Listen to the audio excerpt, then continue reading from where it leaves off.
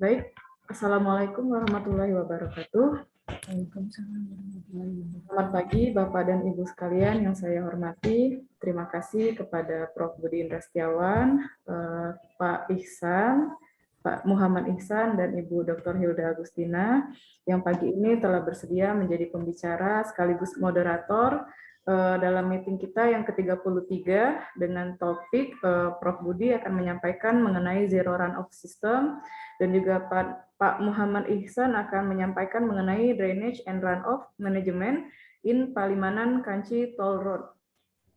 Baik, tanpa berlama-lama lagi, selanjutnya saya serahkan diskusi ini kepada Ibu Dr. Hilda Agustina untuk memandu jalannya diskusi kita. Kepada Ibu Hilda, saya persilahkan. Terima kasih kepada Bu Riani, Dr. Riani Muharromah. Baiklah, saya akan memandu presentasi hari ini. Materi yang pertama adalah Profesor Dr. Insinyur Budi Indra Setiawan, MAGR. Beliau akan menyampaikan judul materinya Zero Runoff System. Materi akan disampaikan sekitar 15 menit, kemudian dilanjutkan dengan pemateri yang kedua, yaitu Muhammad Ihsan ST MSI dari PT Jasa Marga Toll Road Maintenance dengan judul Drainage and Runoff Management in Palimanan Kanci Toll Road. Mungkin untuk mempersingkat waktu, silakan Prof. Budi Indra Setiawan untuk memulai selama 10-15 menit. Nanti kedua baru Pak Muhammad Ihsan, kemudian baru kita lanjutkan dengan sesi pertanyaan. Silakan Bapak. Baik, Bu Hilda, saya akan coba share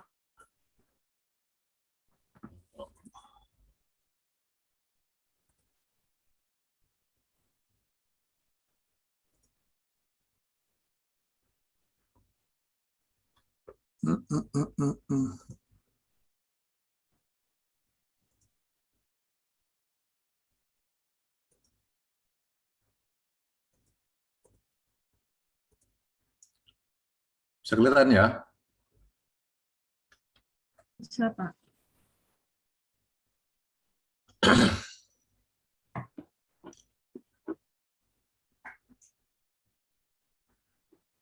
Baik, terima kasih Bapak dan Ibu sekalian, teman-teman sekalian. Selamat pagi, Assalamualaikum warahmatullahi wabarakatuh. Waalaikumsalam warahmatullahi wabarakatuh. Ya, senang sekali pada kesempatan SED yang keberapa ya, Bu Riani ya? 33, Pak. 33 ini saya bisa mengisi ya. Sebentar ini kok ada mengisi, kemudian ya sebenarnya kembali saya mengisi itu karena Pak Husnul kesulitan mencari pembicara yang kedua sebenarnya. Karena untuk bicara drainase ini kelihatannya masih sedikit ya yang memang bergelut di bidang ini.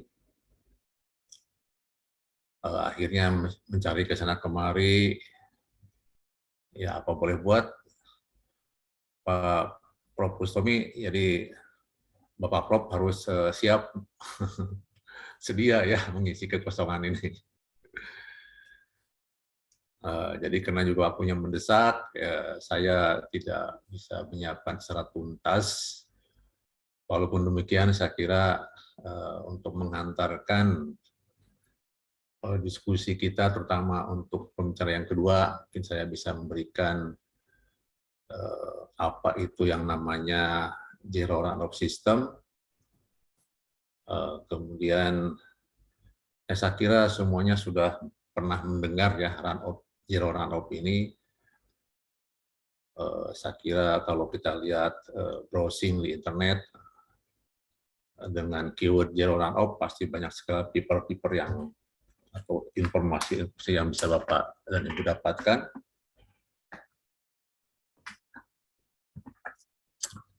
Dan kebetulan juga kami di grup kami ya, terutama mahasiswa S1, S2 itu banyak juga yang meneliti Zero Run-off System dan juga mengaplikasikannya.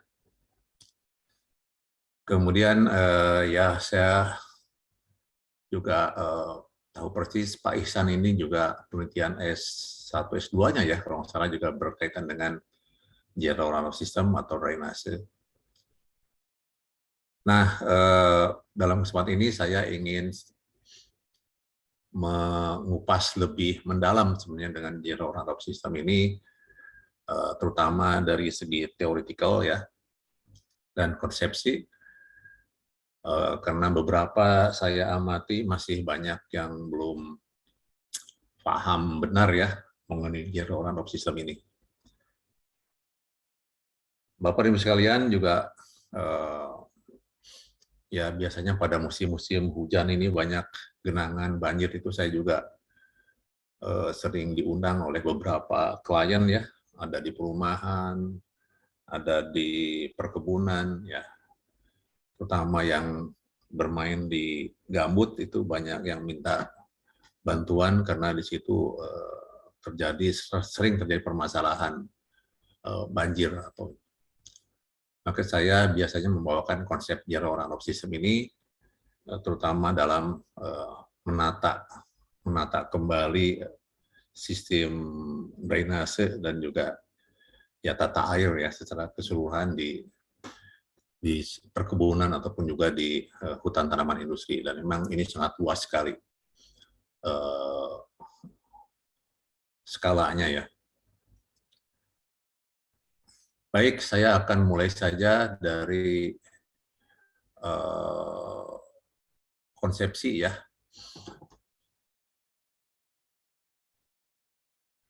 Saya kira ini adalah skematis saja yang memperlihatkan satu catchment area ya. Catchment area itu adalah satu cekungan ya, cekungan di mana air itu berkumpul ya, berkumpul kemudian mengalir menuju suatu outlet ya dari catchment area ini. Nah, catchment area ini ada batasnya, biasanya kita sebut dengan perimeter, sering disingkat dengan P, catchment area itu dengan A. Bahasa Indonesia sering juga menggunakan daerah tangkapan airnya. Nah, di situ skematis saya buatkan kontur-kontur ya, kontur-kontur yang berwarna-warni ini dari mulai elevasi tertinggi di atas sampai ke bawah, sehingga kalau kita buatkan garis airnya ya, garis airnya itu ya semuanya mengarah ke satu outlet ya atau satu titik. Nah, disitulah bentuk dari arah arian ya di satu catchment area. Biasanya ya pada umumnya seperti ini. Dan garis-garis ini itu adalah tegak lurus dengan garis kontur. Itu sering disebut dengan flow line ya, ataupun juga secara keseluruhan disebut dengan flow net. Jadi kalau garis kontur A itu, ini kontur yang tertinggi ya, itu maka air di atasnya itu mengalir ya tegak lurus ya, QA itu semuanya ya ke arah kontur. Dan ini ada ya tergantung pada konturnya ya, bisa berbagai macam arah. Ya seperti di sini kita lihat arahnya berbeda-beda ya, karena ini harus tegak lurus dengan kontur. Itu adalah flow line. Biasanya disimbolkan dengan Ki. Ki itu satuannya meter atau panjang per waktu ya.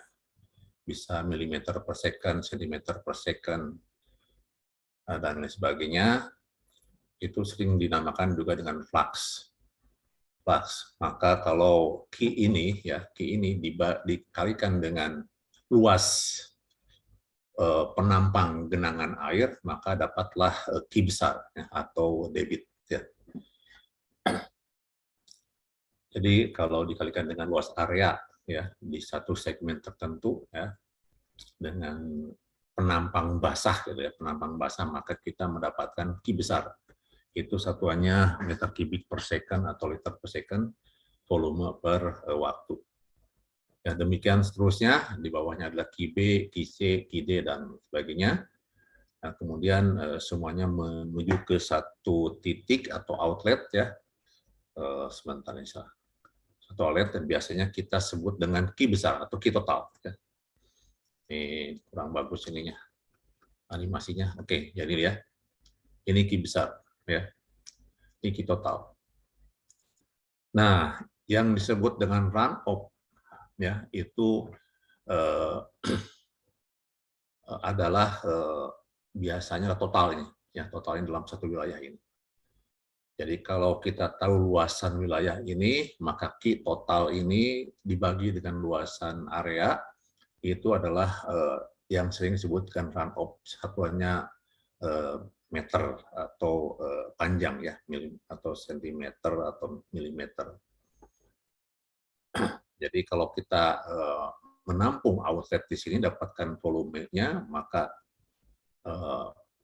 ya lajunya, debitnya, maka kalau dibagi dengan luasan ini itu adalah disebut dengan runoff ya untuk catchment area ini.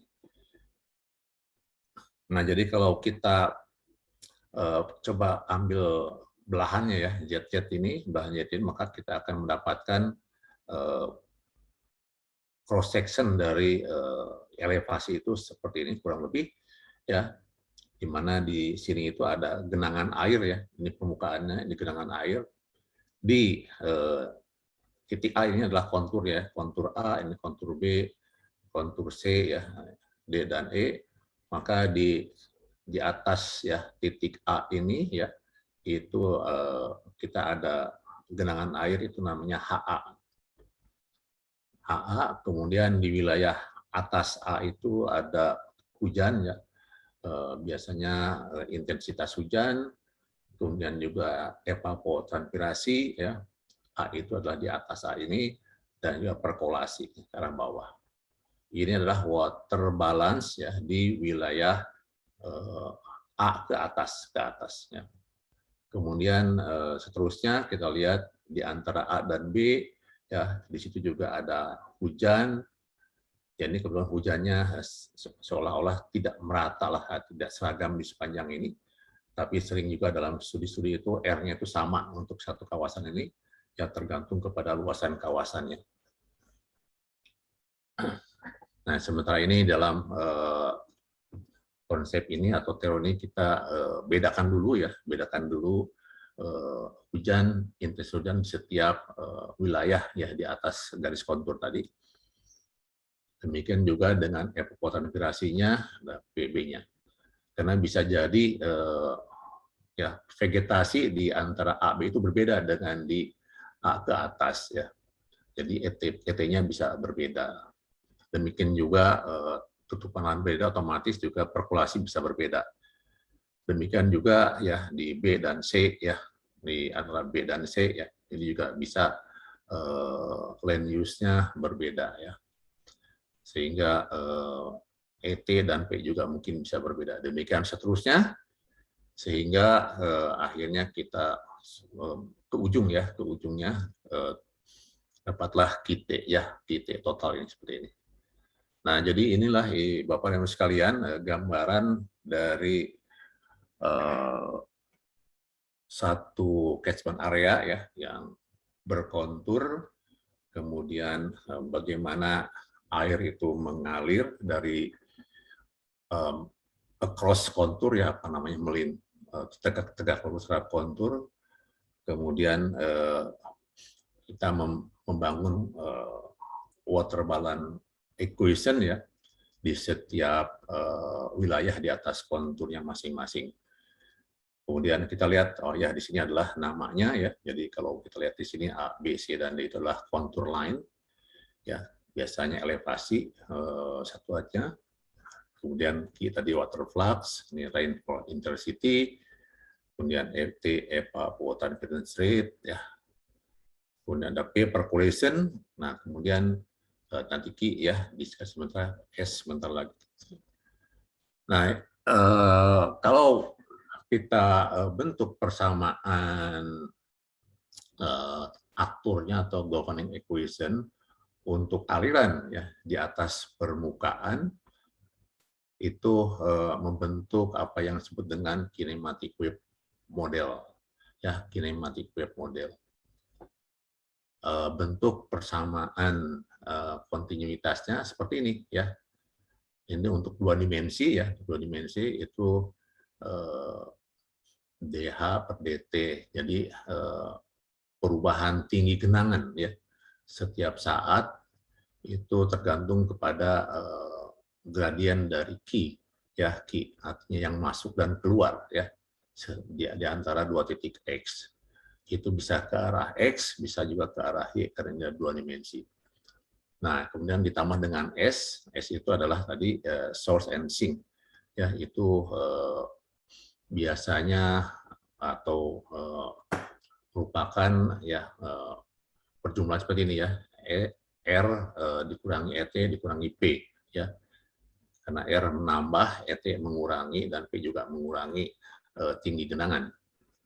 Sehingga ini negatif dan negatif dua-duanya, ya. Jadi ini adalah persamaan aturnya, ya, seperti ini bentuknya.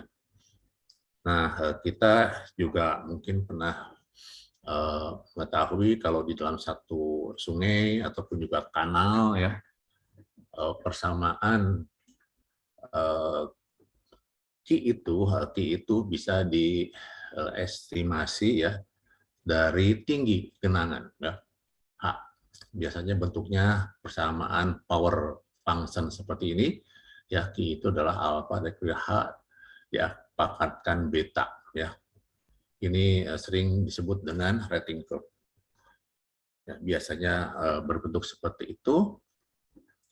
Ya, sebenarnya persamaan Manning pun juga, ya, di dalam saluran terbuka itu bisa dibentuk menjadi persamaan sederhana seperti ini, di mana Q itu tergantung kepada H, ya, H. Jadi tergantung nanti kepada bentuk dari kanalnya, ya, itu bisa kita dapatkan alfa dan betanya.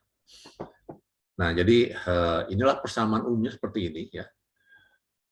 Nah, ini tentunya bisa kita pecahkan kalau beberapa persyarat seperti initial condition, kemudian boundary condition kita ketahui, ya, menggunakan metode yang ada, ya, kita bisa mendapatkan gambaran bagaimana tinggi H, ya, tinggi H di setiap titik yang kita akan hitung, ya.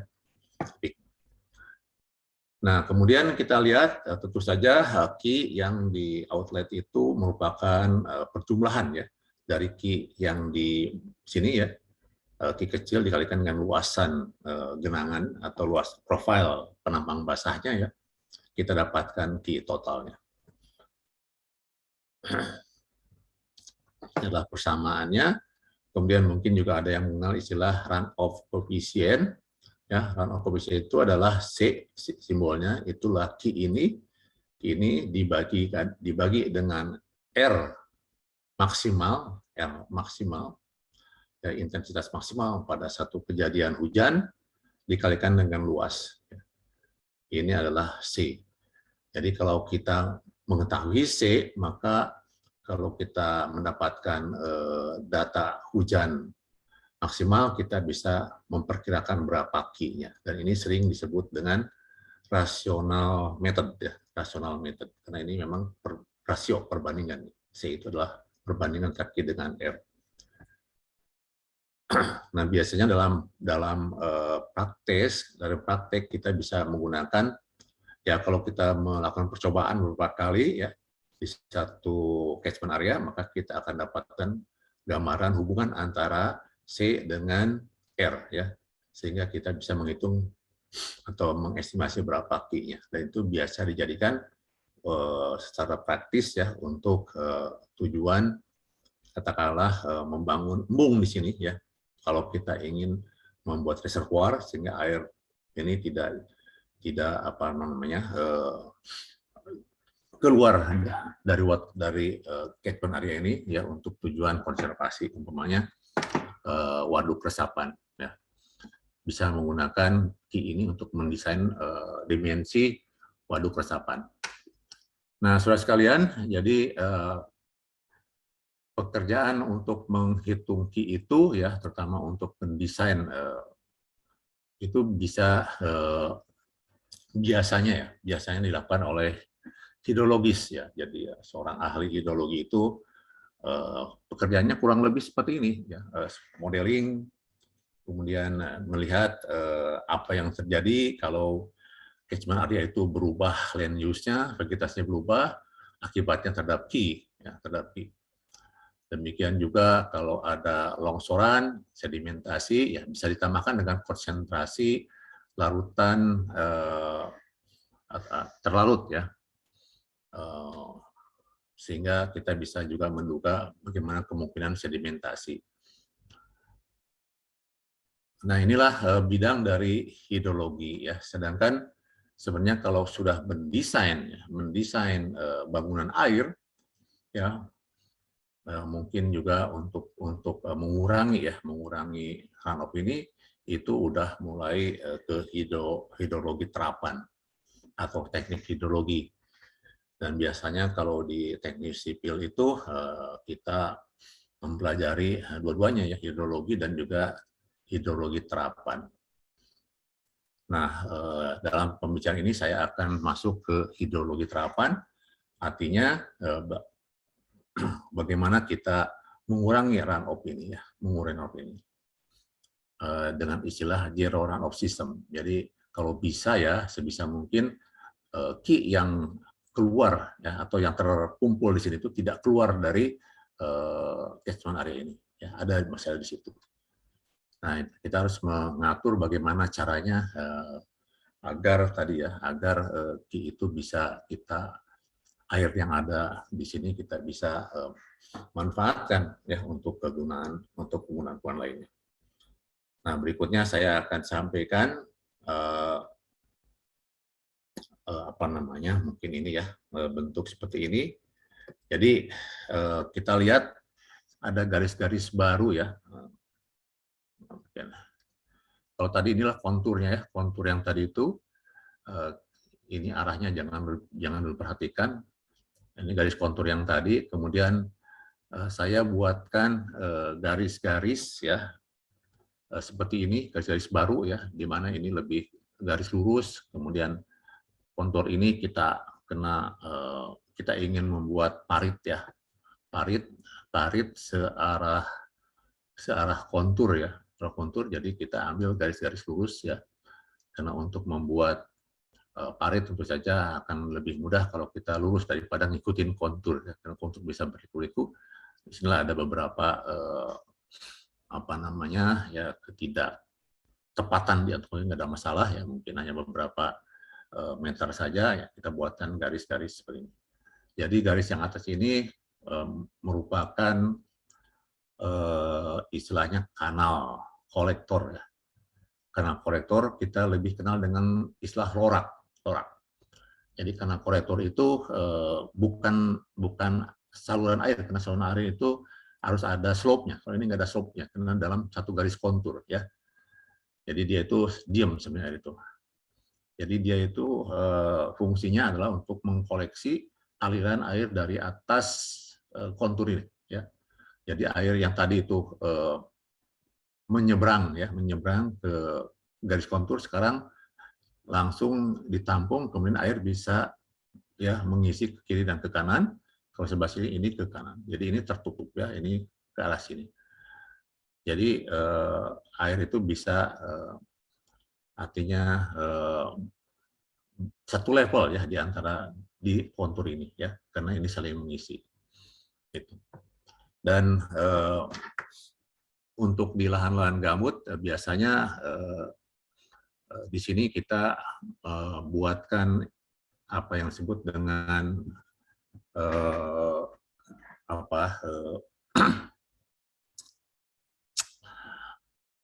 overflow ya, sehingga kalau dia terlalu tinggi ya dia keluar ya keluar ke garis, kalau ini adalah garis saluran drainase ya, saluran drainase. Jadi overflow dari sini akan masuk ke saluran drainase ya. Terus sampai biasanya juga dia akan memotong atau menghubungi ke kontur-kontur yang lebih berdekatan, yang lebih tajam ya slope-nya. Jadi dia akan mengukur. Dan kita bisa cari beberapa posisi ya yang memungkinkan kita bisa membuat saluran drainase seperti ini. Ya, dengan demikian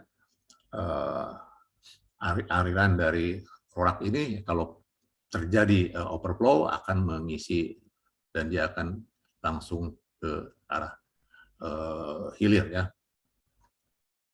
Nah, kemudian ya ini kebetulan saya buatkan contoh 3 aja, bisa ada beberapa, bisa juga cuma 1 cukup ya, tergantung nanti hujan ataupun juga genangan banjir yang kita hadapi ya. Jadi inilah tugas kita adalah mencari sebenarnya berapa atau di mana posisi dari setiap kanal ini ya, dan berapa jumlahnya termasuk juga dimensinya.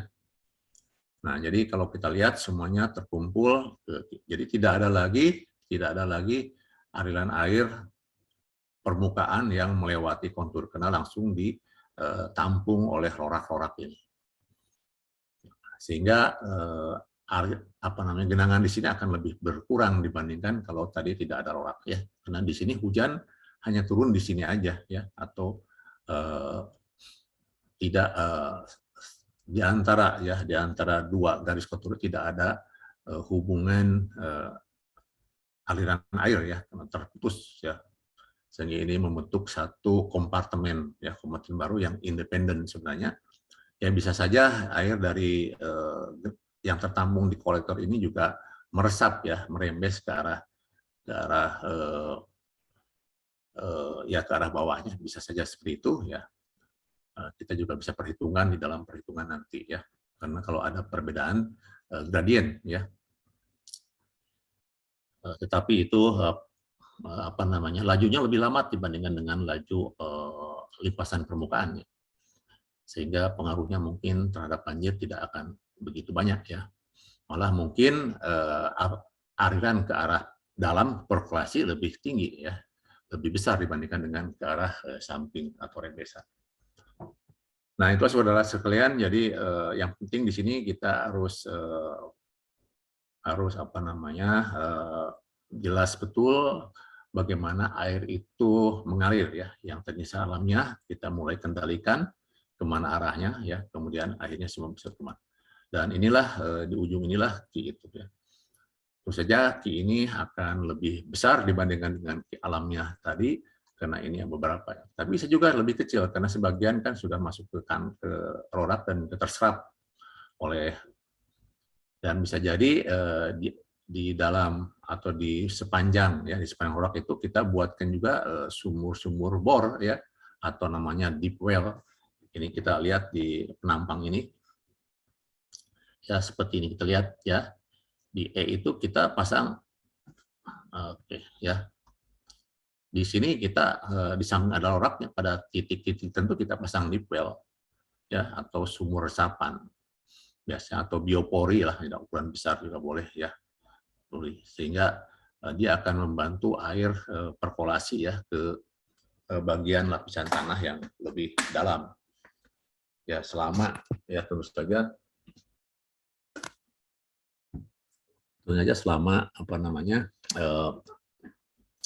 water level di dalam tanah ini masih dalam. Yang biasanya saya kira juga kalau di daerah-daerah yang kontur seperti ini ya, itu lapisan unsaturatednya lebih tebal dibandingkan dengan yang ada di dataran rendah. Nah, kalau di dataran rendah tentu saja ada keterbatasan ya dari perkolasi ini. Tetapi karena di sini ada tampungan-tampungan yang secara lateral ini juga akan mengurangi debit yang ya ke arah outlet ini. Dan bila masih ada debit yang keluar ya dari sini, maka kita biasanya membuat apa yang disebut dengan reservoir ya, atau istilah PUPR itu dry dam, karena ini memang bisa jadi tidak ada airnya pada saat hujan kecil, tapi hujan besar bisa ada airnya, tapi dia juga meresap. Nah, dari dry dam ini bisa aja kalau masih ada overflow itu masuk ke badan sungai ya, untuk mengurangi banjir di sebelah kirinya. Nah, saya kira ini adalah bidang hidrologi teknik ya, di mana kita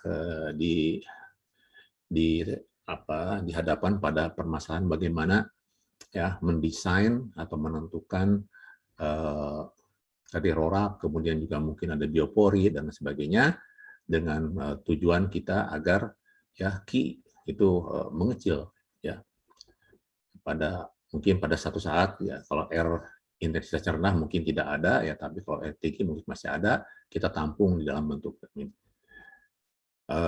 Kemudian tadi saya sampaikan ya proses perhitungan ya, tentu saja kita harus menghitung berapa potensi atau flux ya, atau apa namanya air yang bisa tertampung di sini ya, itu tergantung kepada apa yang terjadi di atasnya dan juga karakteristik dari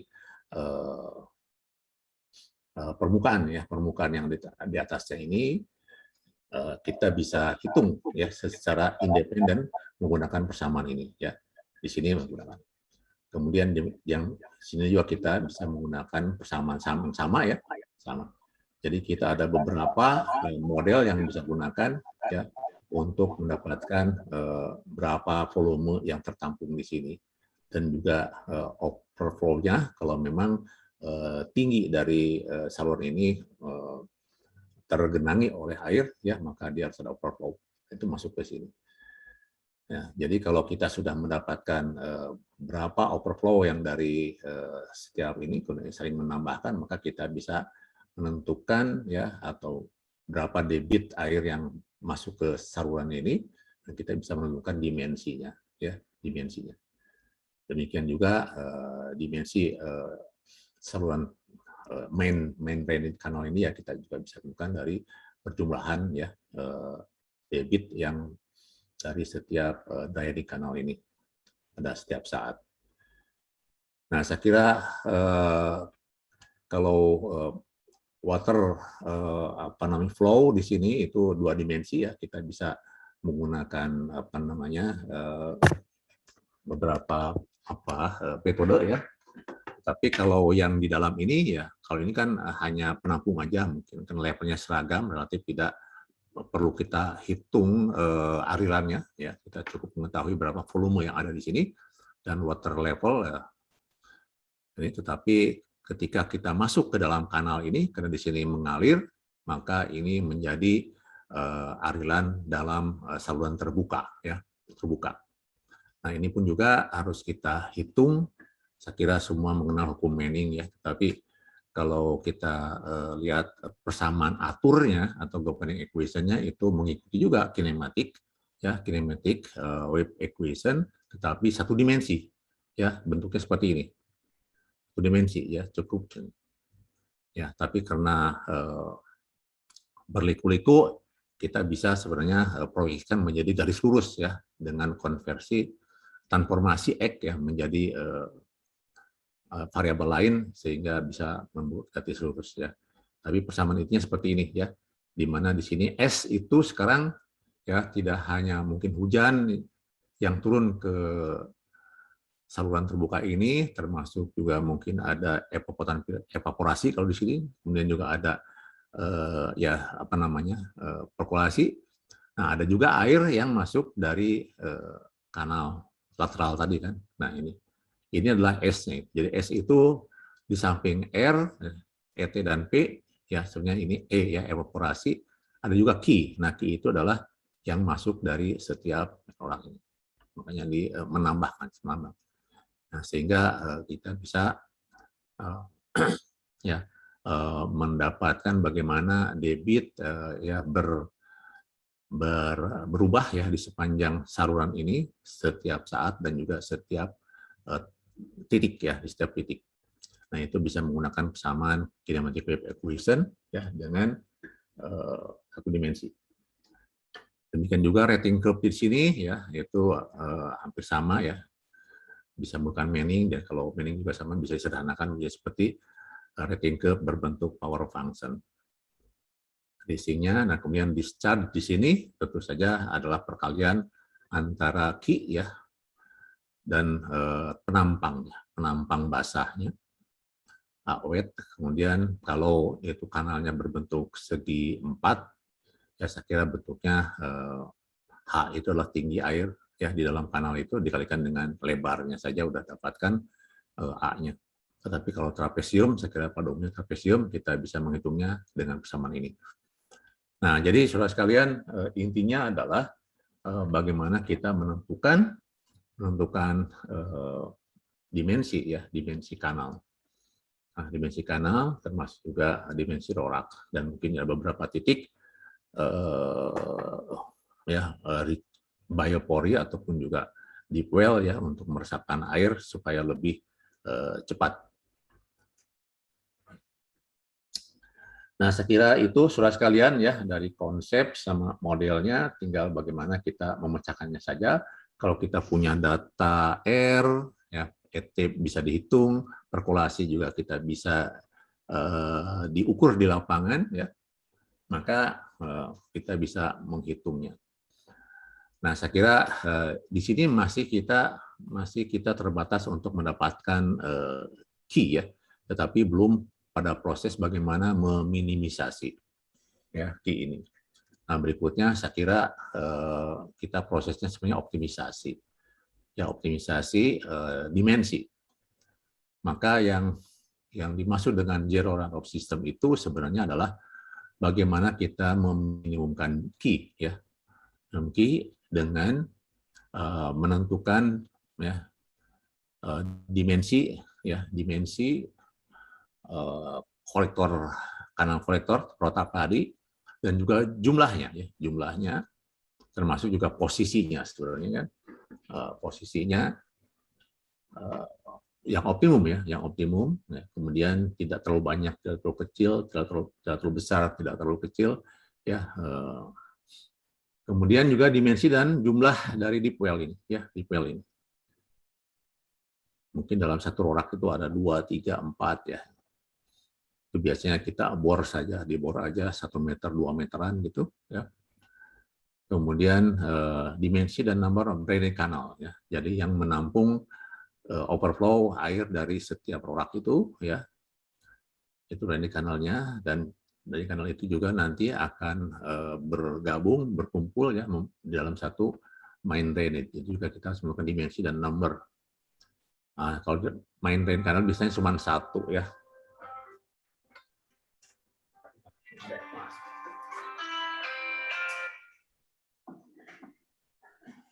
Ya, kemudian yang terakhir tentu saja kita menentukan dimensi dan dry dam ya, dry dam ini. Nah, inilah pekerjaan teknik sipilnya, bagaimana kita nanti mengkonstruksinya ya sehingga tahan ya terhadap berbagai macam kendala alam ataupun juga kendala mekanikal lainnya ya, sehingga dam ini aman ya untuk beberapa tahun ke depan. Kemudian saudara sekalian, saya hanya menyampaikan juga bagaimana menghitungnya ya. Jadi kalau menghitung tadi ya key yang masuk ke setiap kolektor kanal, kita bisa 2 dimensi ya. Kita bisa menggunakan finite element method dan juga finite volume method ya. Dua-duanya bisa digunakan.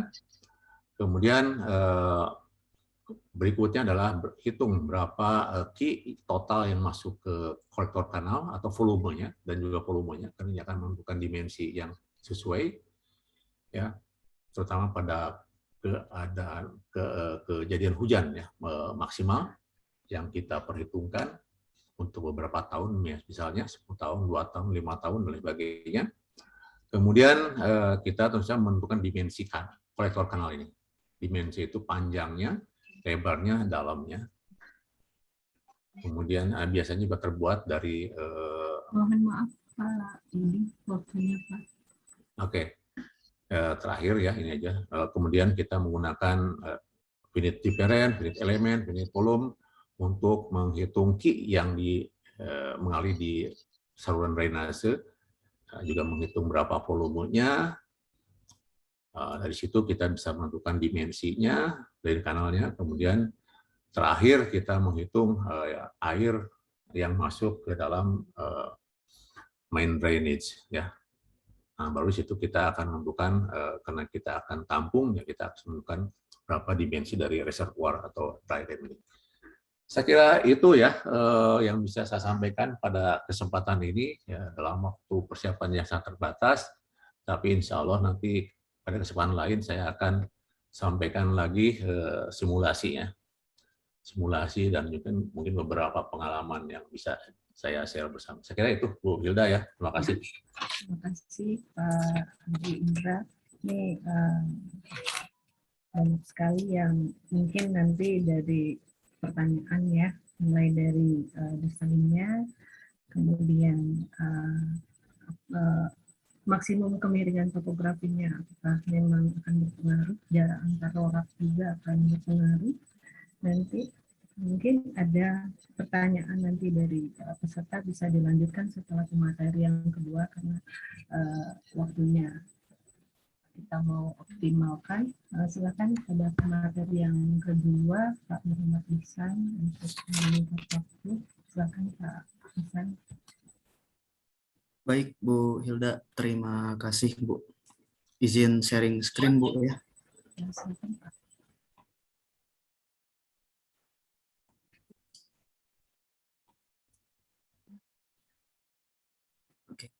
Bismillahirrahmanirrahim. Assalamualaikum warahmatullahi wabarakatuh. Selamat siang Prof. Budi, kemudian Bu Hilda. Perkenalkan, saya Muhammad Ihsan dari PT Jasa Marga. Sekarang sedang ditugaskan di PT Jasa Marga Toll Road Maintenance, tepatnya di ruas Palimanan Kanci sebagai di bagian pemeliharaan jalan tol. Sebelumnya saya kuliah di IPB sebagai mahasiswa bimbingan Prof. Budi di S1 dan S2, dan memang dari S1 dulu sampai S2 bidangnya di drainase ya. Jadi hari ini saya mau menyampaikan, mungkin ini sharing pengalaman saya saja yang sekarang bekerja di Jasa Marga khusus di bidang pemeliharaan, di mana salah satu aspek yang dikerjakan adalah tentang manajemen drainase dan limpasan di jalan tol. Memang kalau kita di sini sekarang saya berbicaranya mungkin lebih ke dari sudut pandang operasional ya Pak ya, bagaimana kita, kalau itu kan artinya adalah memberdayakan sumber daya yang kita punya untuk mencapai tujuan. Artinya kalau di bidang drainase artinya bagaimana kita mengoptimalkan anggaran penanganan banjir yang ada supaya tidak terjadi banjir di jalan tol. Nah, mungkin ini di awal tahun 2021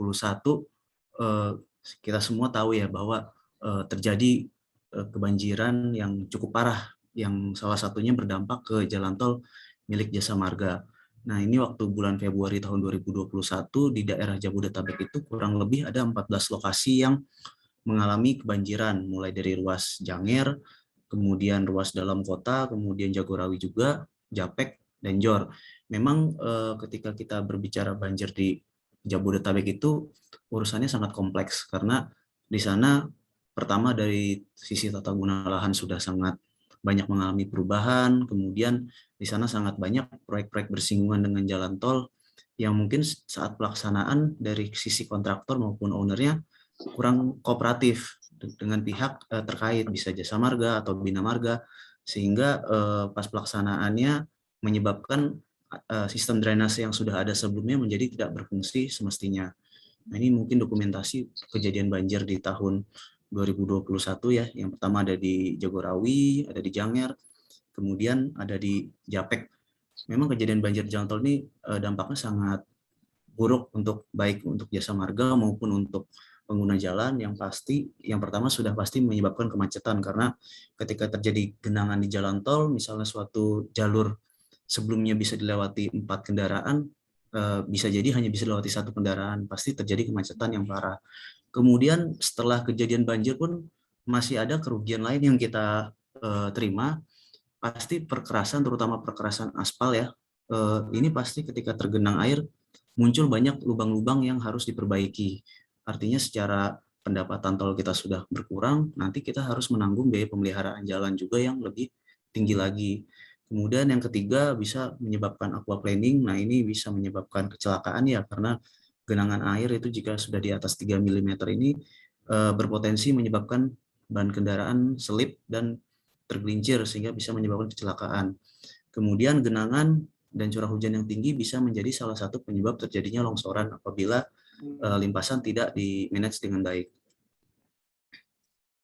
Nah, sebelumnya mungkin saya mau menjelaskan dulu untuk di Jasa Marga itu sistemnya seperti apa sih, sistem manajemen pemeliharaannya. Nah, di sini ada pembagian roles, ada kontrak manajemen, ada JMTM. Kenapa sih? Kenapa nggak Jasa Marga aja? Nah, di sini memang sekarang di Jasa Marga itu, untuk Jasa Marga Pusat ini lebih fokus ke bidang visi misi atau strategic leadership. Kemudian di bawahnya ada asset manager, di mana pihak-pihak asset manager ini adalah anak perusahaan jasa marga yang mengontrol service provider di bawahnya, di mana JMTM merupakan salah satu service provider yang bidangnya fokus di pemeliharaan jalan tol seperti penanganan lubang, pemeliharaan jalan, pemeliharaan drainase dan lingkungan. Nah, JMTM inilah yang menjadi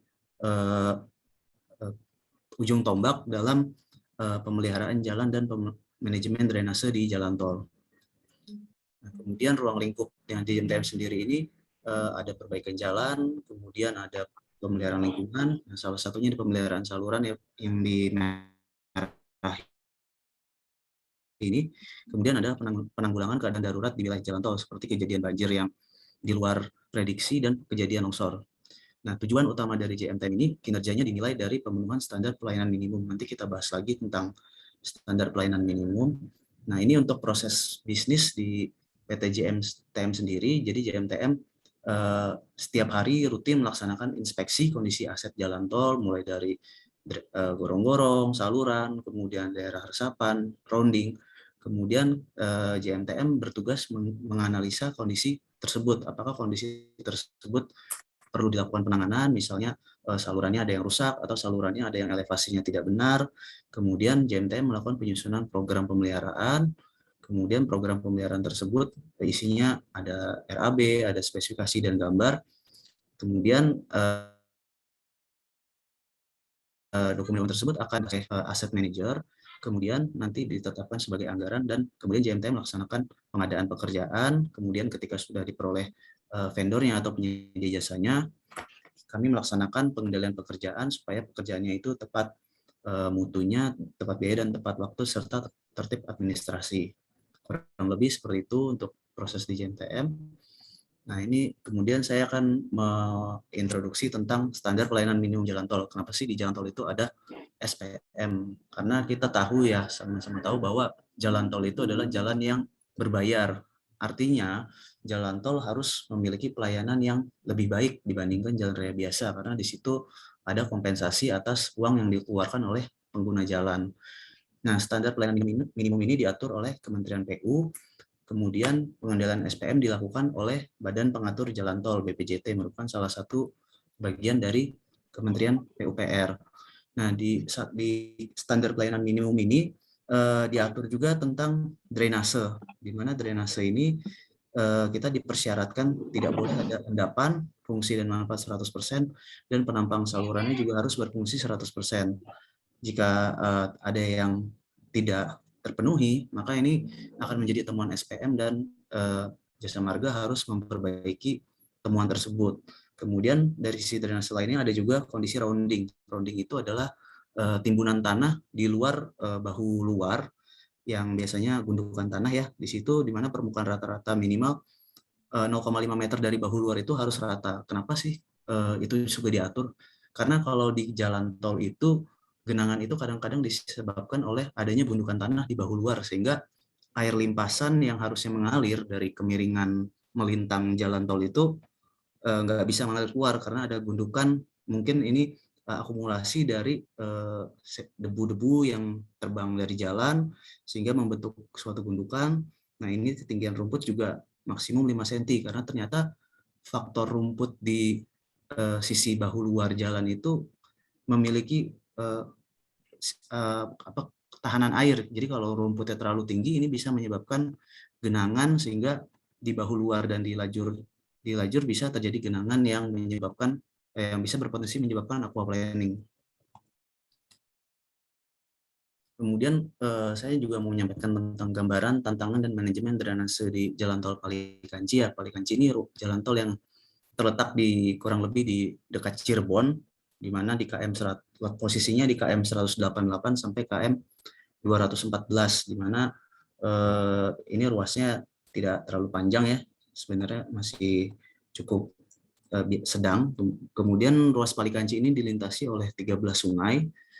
Nah, di sini dan elevasi dari jalan tol, kondisi topografi dari jalan tol Palikanci ini cenderung datar. Jadi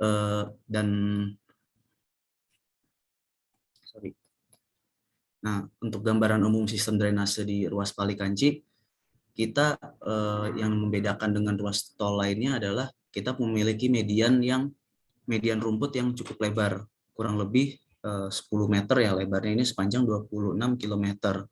Kemudian untuk crossing atau pipa gorong-gorong yang ada di ruas Palikanci kurang lebih ada 51 titik, kemudian ada saluran DS5 dan DS1. Cuman memang di ruas Palikanci ini 50% sistem drainasenya ini mengandalkan sistem resapan, karena memang ruang terbuka hijaunya di Palikanci masih cukup besar ya dibandingkan dengan luas permukaan jalannya.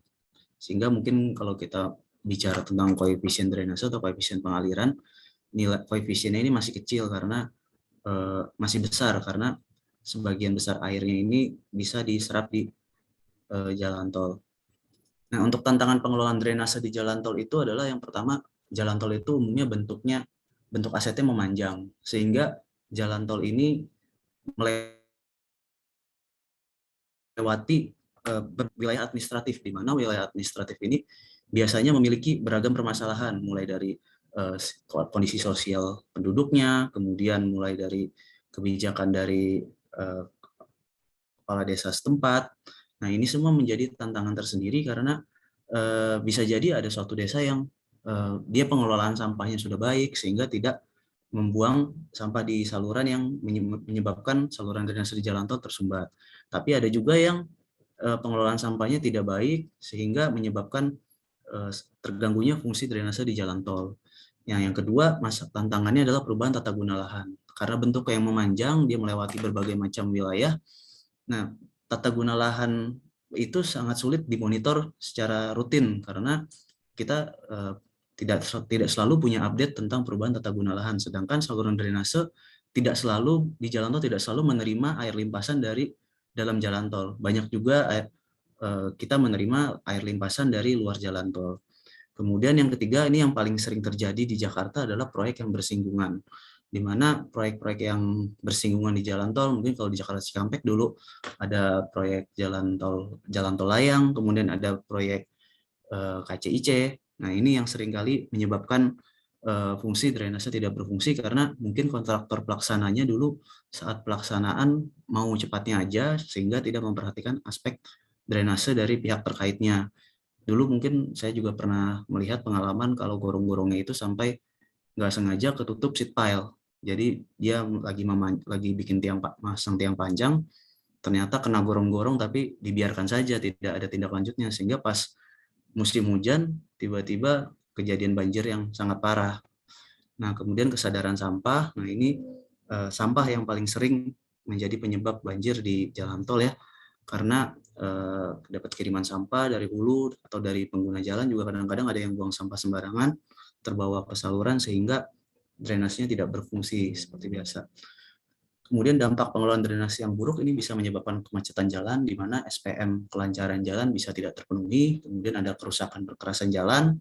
Nah, seperti tadi aspal, permukaan jalan yang beraspal ini kelemahannya adalah genangan. Ketika genangan ini lama berada di atas aspal ini bisa menyebabkan kerusakan ikatan antara agregat dan dengan aspal semennya sehingga menyebabkan lubang. Kemudian untuk konstruksi jalan yang beton yang rigid, jika di bagian sambungan slab-slabnya itu tidak ada sealant yang bisa membuat kedap air, nah ini bisa masuk dan menyebabkan pumping di jalan tol tersebut sehingga menyebabkan jalan tolnya itu rigidnya itu rusak. Mungkin kalau kita lewat di jalan tol yang di Bandung itu kadang-kadang kita suka lihat jalan yang mungkin ada tanahnya. Nah, itu sebenarnya tanahnya bukan dari luar, tapi dari bawah konstruksi rigid tersebut karena pumping dia menyebabkan tanah itu sampai keluar dan menyebabkan bagian pondasi dari jalan itu jadi tidak kuat.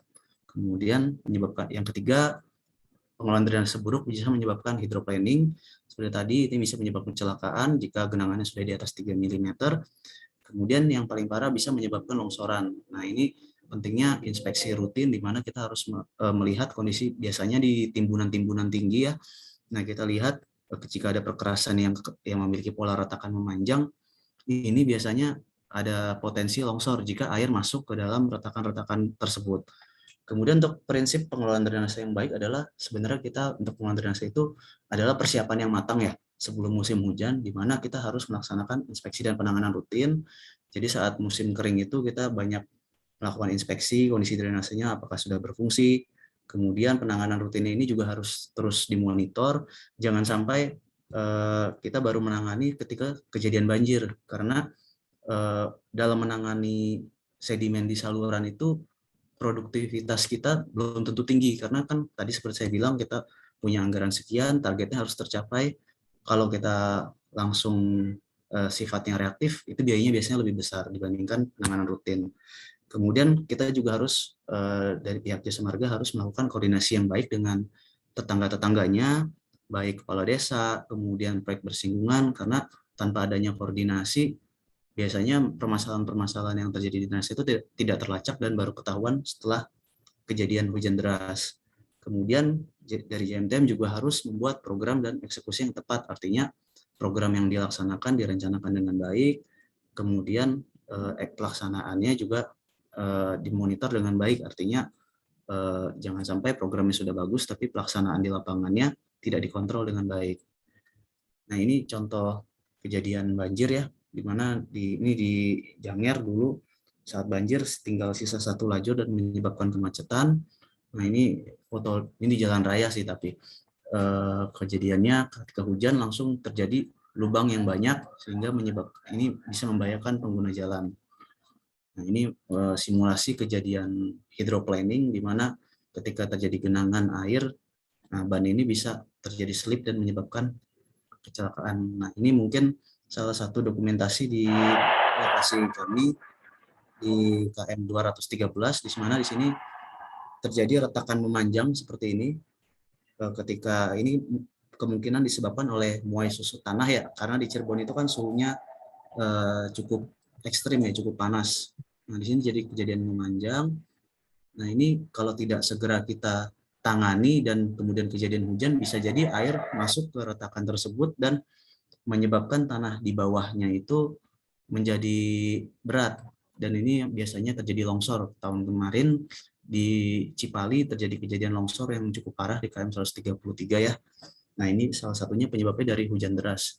Namun jika kita inspeksinya rutin, nah kita melihat ada retakan seperti itu, kita bisa segera menanganinya, bisa dengan diisi dengan semen atau pasir dan disilan kembali supaya lubangnya tidak kemasukan air.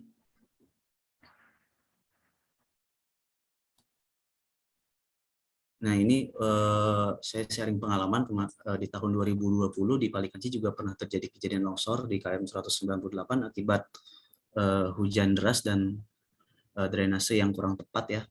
Di mana di sini waktu saat itu hujannya cukup deras di malam hari, kemudian kemiringan slope yang agak curam sehingga menyebabkan longsor karena tanahnya menjadi berat setelah terisi air hujan. Nah, di sini longsorannya sampai jatuh ke jalan warga, untungnya tidak sampai kena ke rumah warga ya, ketika ke rumah warga bisa menimbulkan kerugian materi dan jiwa. Nah, kemudian kita harus mampu menangani langsung penanganan longsor tersebut supaya bisa tetap safety karena saat itu masih musim hujan. Nah, di sini kita penanganan sementara menggunakan cerucuk bambu dan soil bag, dibikin trap-trap, kemudian di bagian atas dan di bagian sisinya kita buat saluran buis beton supaya air limpasan dari atas tidak langsung kena ke luas permukaan longsor. Nah, tahun ini kita juga sudah melaksanakan penanganan permanennya dengan menggunakan metode soil nailing dan shotcrete, di mana soil nailing ini berfungsi sebagai jangkar ya, supaya permukaan tanah tersebut bisa lebih kuat lagi daripada sebelumnya. Kemudian penanganan preventif kejadian banjir di jalan tol ini yang penting ya, karena kita jangan sampai kejadian banjir dulu baru menangani. Yang pertama, pemotongan rumput dan stripping shoulder. Stripping shoulder ini penting karena untuk menghindari terjadinya aquaplaning. Nah, padahal sebenarnya mungkin dari sisi teknik sipil ini kerjaannya sepele ya, tapi ternyata pemotongan rumput dan stripping shoulder itu cukup sulit untuk dilaksanakan karena kita harus benar-benar memonitor produktivitas dari tim potong rumput dan stripping shoulder supaya target hariannya tercapai, sehingga kondisi rumput dan gundukan tanah di bahu jalan itu tetap bisa dilewati oleh air genangan. Kemudian untuk pengerukan sedimen saluran juga ini harus dimonitor terus lokasi-lokasinya supaya tidak terlewat untuk sedimen, untuk gorong-gorong yang sudah kapasitasnya sudah tinggi di bawah 50%. Kemudian pembuatan dan perbaikan saluran juga penting, ini dilakukan sebelum musim hujan supaya saat musim hujan salurannya sudah selesai, karena membuat saluran, apalagi saluran pasangan batu di musim hujan itu sangat sulit karena kondisinya tidak boleh ada air genangan di lokasinya. Kemudian untuk penanganan reaktif kejadian banjir, jika masih terjadi banjir, dari JMTM juga harus mampu menyediakan pompa banjir untuk membuang air limpasan keluar. Kemudian biasanya kita melakukan pembuatan tanggul darurat, dan yang ketiga bisa sampai ke pengoperasian alat berat. Contohnya seperti yang dulu di Japek pernah ada gorong-gorong itu ketutup sama seat pile, akhirnya alat berat itu mencari di mana sih titik seat pile yang menutup gorong-gorong, kemudian dibobok dalam kondisi lahannya tergenang, itu cukup sulit untuk mencarinya. Nah, ini pembuatan tanggul darurat ya ketika kejadian banjir.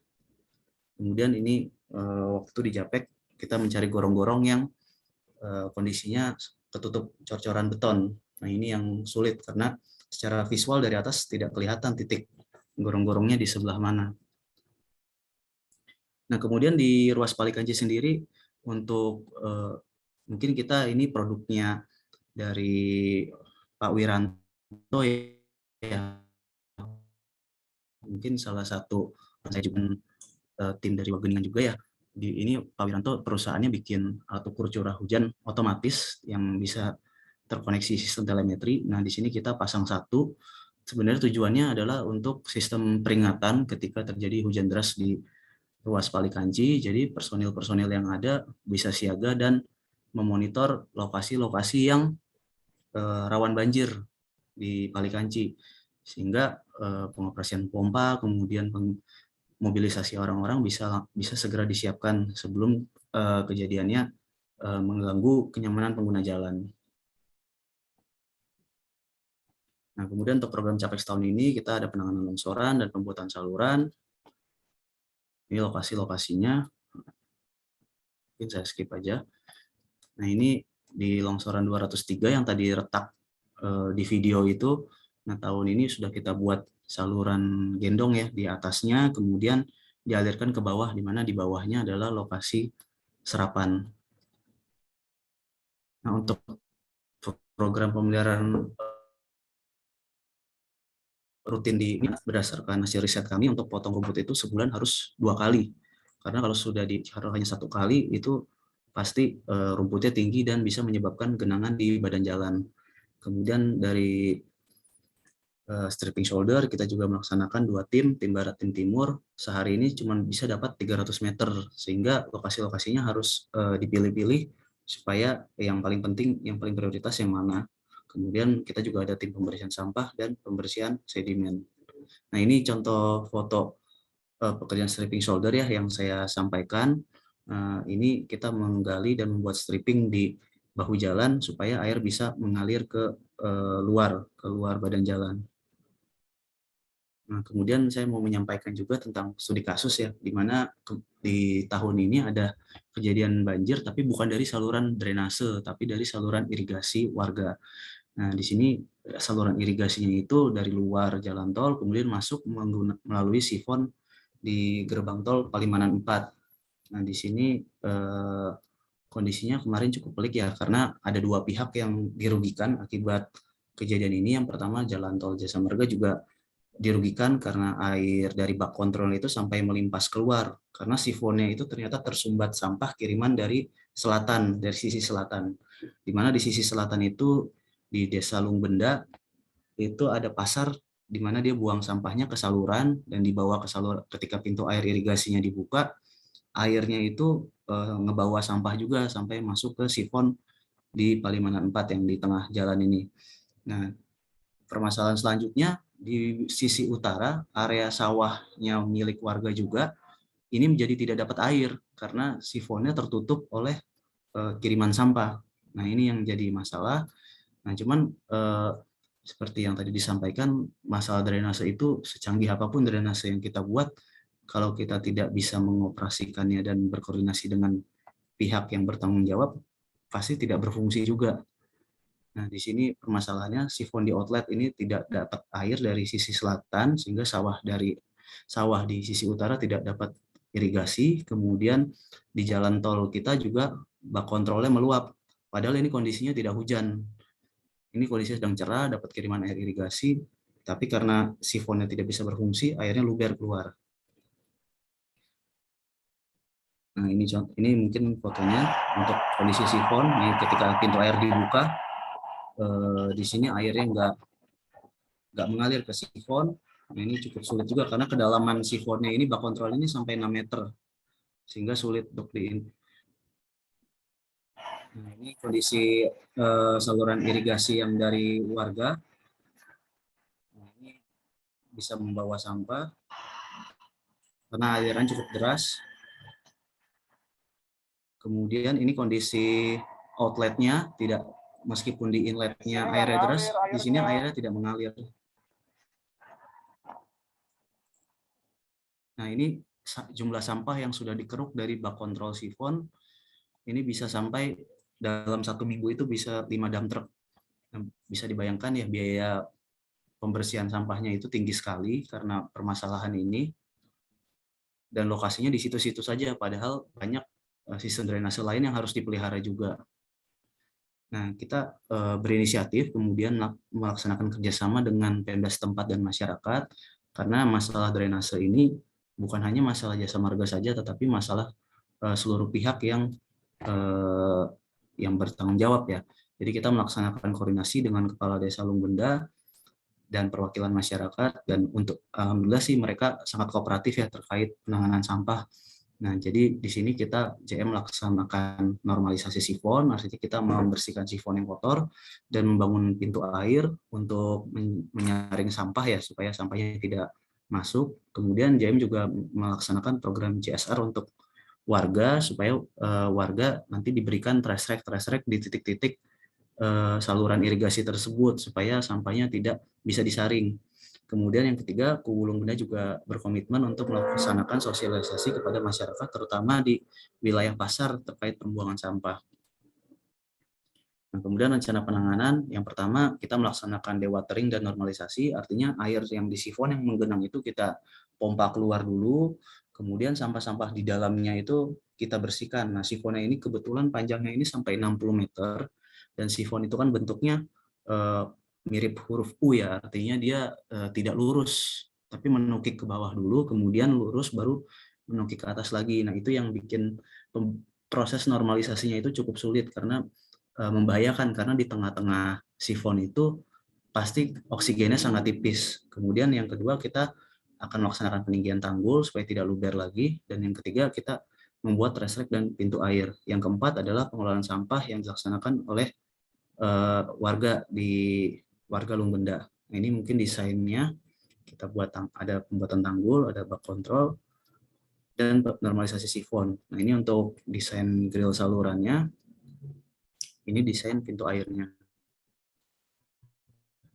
Nah, untuk penanganannya, untuk dewatering dan normalisasi sudah kita selesaikan, peninggian tanggul juga sudah selesai, pemasangan trash rek dan pintu air sudah selesai, kemudian pengadaan trash rek oleh pihak Kubu Lungbenda juga sudah dilaksanakan. selesai. Jadi saat ini kondisinya sudah tidak ada sampah lagi yang menyumbat ke sifon, dan air sawah di sisi utara sudah bisa menerima air irigasi lagi. Nah, ini mungkin dokumentasinya saat pembersihan sifon. Nah, ini sifonnya diameternya hanya 80 cm ya, dan kondisi sampahnya ini sepanjang 60 meter, kurang lebih 80%-nya sudah tertutup oleh sampah. Nah, ini proses pembersihan ini sangat sulit dan membahayakan, karena ketika pekerja yang di lapangan itu, di dalam sifon itu kehabisan oksigen, itu dia bisa pingsan di situ dan bisa meninggal. Jadi saat pelaksanaannya itu kita menyediakan oksigen juga di dalam supaya pekerjanya bisa bernafas, dan kakinya juga diikat tali supaya ketika dia sudah nggak gerak berapa menit langsung kita tarik keluar supaya dia bisa diselamatkan. Kalau enggak nanti bisa membahayakan jiwa pekerjanya di situ. Sekarang statusnya sudah selesai dibersihkan dengan effort yang luar biasa. Kemudian untuk pintu air juga sudah kita buat dan track-nya juga sudah dipasang. Nah, sekarang kondisinya di inlet airnya sudah mengalir dengan baik dan tidak genang lagi, dan di outletnya juga sudah naik airnya, sudah bisa menerima air irigasi kembali. Mungkin itu Pak yang bisa saya sampaikan terkait penanganan drainase di ruas Palikanci ya. Mungkin terkait ilmu drainase di jalan tol ada lagi mungkin satu topik yang bisa dipelajari lebih lanjut, tapi mungkin tidak di kesempatan ini, mungkin terkait sistem subdrain di bawah perkerasan rigid yang tadi saya sampaikan. Kalau di Bandung itu kan sering terjadi pumping ya. Nah, di situ bagaimana kita mengelola aliran air yang berada di bawah konstruksi rigid itu supaya tidak merusak struktur dari jalan itu sendiri. Terima kasih Pak atas perhatiannya. Assalamualaikum warahmatullahi wabarakatuh. Terima kasih Pak Ihsan. Tadi saya baca di chat sudah ada satu pertanyaan dari Pak Ihsan. Kemudian tadi saya mendengar juga ada menyebut nama Pak Marco Wiranto. Pak Ihsan itu masuk ke salah satu informasinya dari Pak Dodi. Beliau sudah meninggal. Kemudian Pak Yunus Arwan meminta link presensi dan materi. Itu mohon maaf Pak Yunus, seperti yang dibilang oleh host bahwa nanti materinya akan disampaikan di Google Drive, kemudian termasuk juga rekaman video chat, nanti bisa di-share setelah ini selesai. Biasanya kalau link presensi itu 30 menit sebelum selesai baru dibagikan oleh panitia. Untuk pertanyaan tadi dari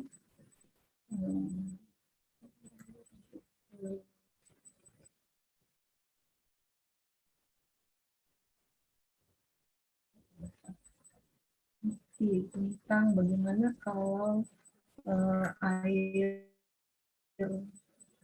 drainasenya itu masuk ke saluran irigasi. Soal dari pertanyaan saya belum ketemu kalian tadi, tapi saya terbaca tentang kalau ada dua lagi pertanyaan, kalau bisa ditanyakan langsung. Biasanya mungkin saya kasih kesempatan dengan Pak Berti. Silakan Pak Berti atau Bu Susilawati atau Bu Kopi yang biasanya aktif. Ada pertanyaan, silakan Bapak Ibu.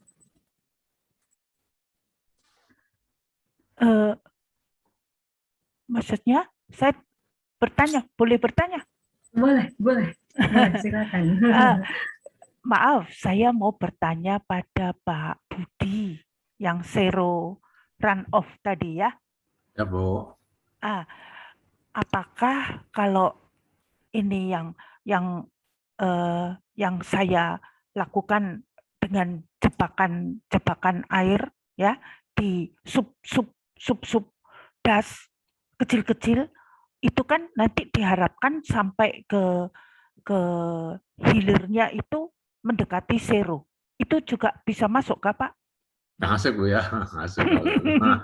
Bagus itu. Ya toh? Jadi dijebak-jebak supaya semacam pengendalian juga ya. Ketika dijebak kan membentuk semacam sedikit kolam tapi tidak besar-besar, sehingga diharapkan air itu ada kesempatan untuk meresap ke dalam tanah, istilah saya begitu. Nah, itu di dalam yang saya tekuni itu saya sebut jebakan air berantai begitu. Ya.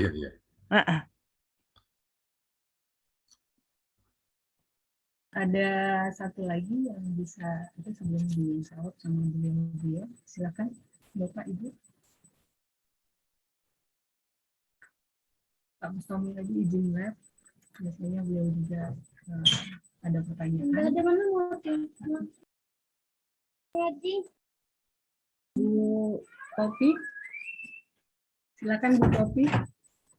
Pak Mas Septian atau Pak Dodi.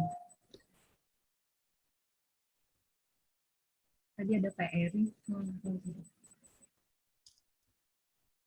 Kalau belum ada, silakan mungkin dari Pak Ihsan atau Prof. Budi yang mau menjawab.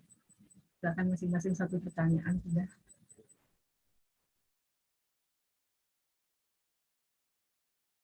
Siapa dulu Bu? Ini ya. Pak Ihsan yang dapat pertanyaan duluan. Silakan Pak Ihsan. Baik, Bu Hilda, mungkin saya mencoba menjawab pertanyaan Pak Mufti ya. Bagaimana solusi apabila air drainase dari jalan tol yang masuk ke saluran irigasi teknis ya. Kalau menurut saya sih secara desain itu seharusnya saluran drainase itu tidak masuk ke saluran irigasi. Karena pertama dari sisi tanggung jawab saja pasti sudah berbeda. Biasanya saluran irigasi itu biasanya di bawah kewenangan dari sumber daya air ya. Kalau drainase jalan tol ya pasti dari kewenangannya Jasa Marga. Nah, memang realita di lapangan itu banyak kejadian di mana saluran irigasi itu awalnya berfungsi sebagai irigasi, tapi ternyata sekarang jadi nggak jelas fungsinya. Jadi bisa jadi drainase, tapi masih ada bendung di situ. Pertanyaan kan buat apa drainase ada bendung di situ? Harusnya kan drainase ya lancar-lancar aja. Memang solusinya ini di tempat saya sedang memang ada kejadiannya seperti itu di KM 195 itu dengan Desa Tegalwangi, di mana di situ kita warganya di situ mengalami kebanjiran ya, karena dibilang ini saluran drainasenya itu tidak lancar gitu yang melintas jalan tol. Padahal sebenarnya di outlet itu ada bangunan bendung di situ. Jadi bangunan bendung itu dia menyebabkan menyebabkan aliran sedimen itu tertahan di situ. Jadinya gorong-gorong yang berfungsi, gorong-gorong tersebut jadi nggak lancar dalam mengalirkan air ke outletnya.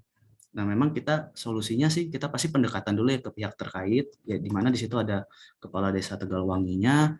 Cuman memang kepala desa Tegalwanginya itu belum bisa memberikan keputusan karena kita merekomendasikan bangunan bendung tersebut untuk dibongkar karena sudah tidak berfungsi sebagai irigasi di situ.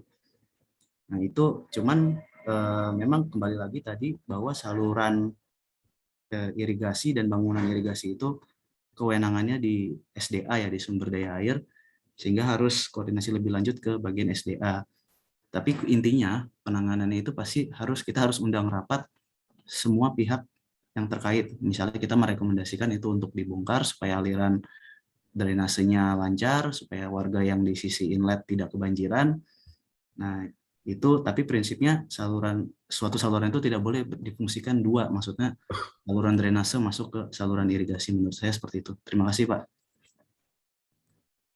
Ya, ini sayang sekali Pak Eko nggak hadir ya hari ini, nggak minta pertanyaan. Mungkin ada tambahan dari yang lain atau dari Pak Budi?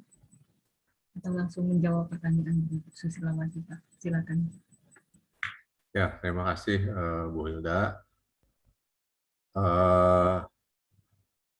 Apa istilah itu jebakan air ya? Jebakan air. Jebakan air ya. Jadi air sebenarnya ditahan kemudian tergenang dan masuk ke dalam tanah kan begitu ceritanya ya. Ya. Nah, ya istilahnya dijebak gitu ya. Boleh juga sih ya. bagian dari mengurangi limpasan ke arah hirilnya kan. Itu kan bentuk struktur sipilannya ya. Saya kira banyak teknik-teknik yang lain yang bisa tadi menahan aliran air ya. Saya kira itu salah satu bentuknya. Yang saya tekankan di sini kan adalah sejauh mana efektivitasnya gitu ya, supaya dimensinya dan berapa banyaknya itu juga ya kita perhitungkan, terutama juga berkaitan dengan hujan atau aliran yang dari atas seberapa banyak, sehingga kita lebih terarah dan terencana dengan baik aja sebenarnya dengan perhitungan itu. Jadi saya hanya menyampaikan bagaimana menghitungnya aja, dimensi jumlah jebakan air. Kalau saya tadi sebutkan deep well ya, deep well itu ya kurang lebih seperti juga kan, air yang ada itu dimasukin ke dalam tanah, disuntik.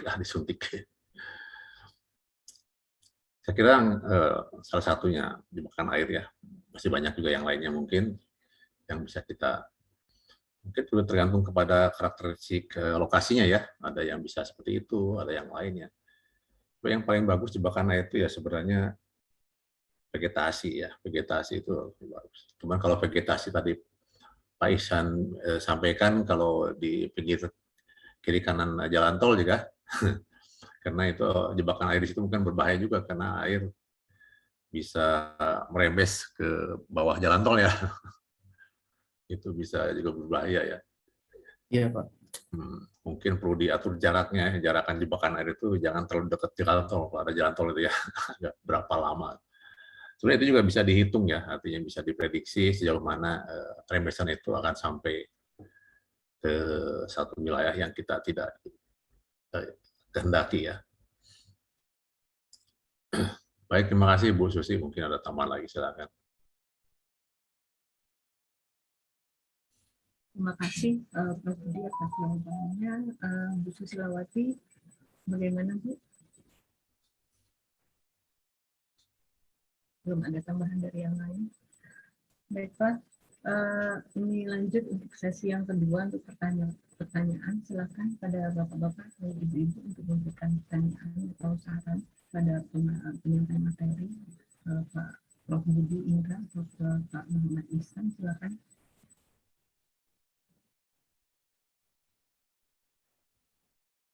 Silakan Bapak-Bapak, Ibu. Atau saya yang nanya boleh ya Pak? Tadi ada di desain sama ya, antara yang saluran rorak dengan saluran gendong. Pak Ihsan yang tadi yang aplikasinya di lapangan itu sama kayaknya persis dengan yang saluran untuk roraknya Pak Budi Indra. Nah, dalam penentuan desain, apakah itu akan berpengaruh nanti topografinya, kemudian apakah ada pengaruhnya terhadap debit air tanah nanti di antara masing-masing topografi dan tiap saluran gendong, dan resikonya kalau misalkan desainnya kurang, bagaimana mengatasi tindakan yang pertama.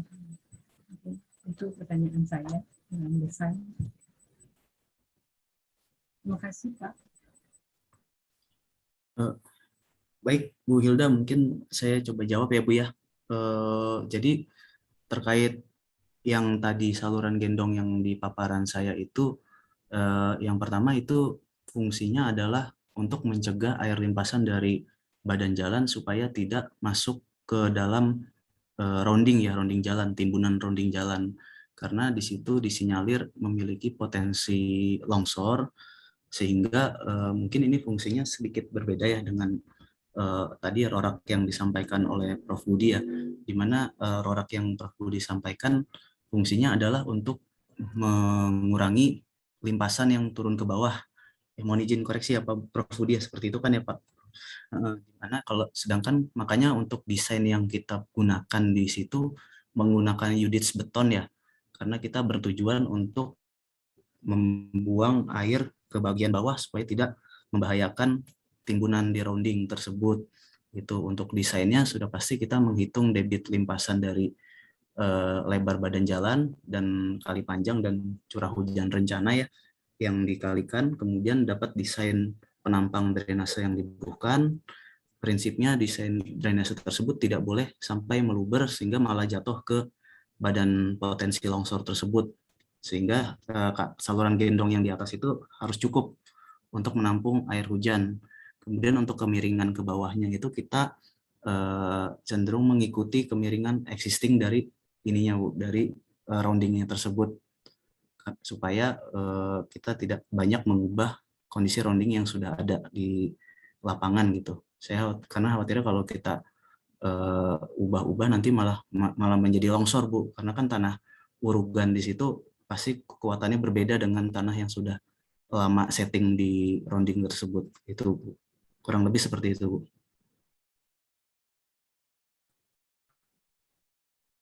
Mungkin ada tambahan dari Pak Budi Indra.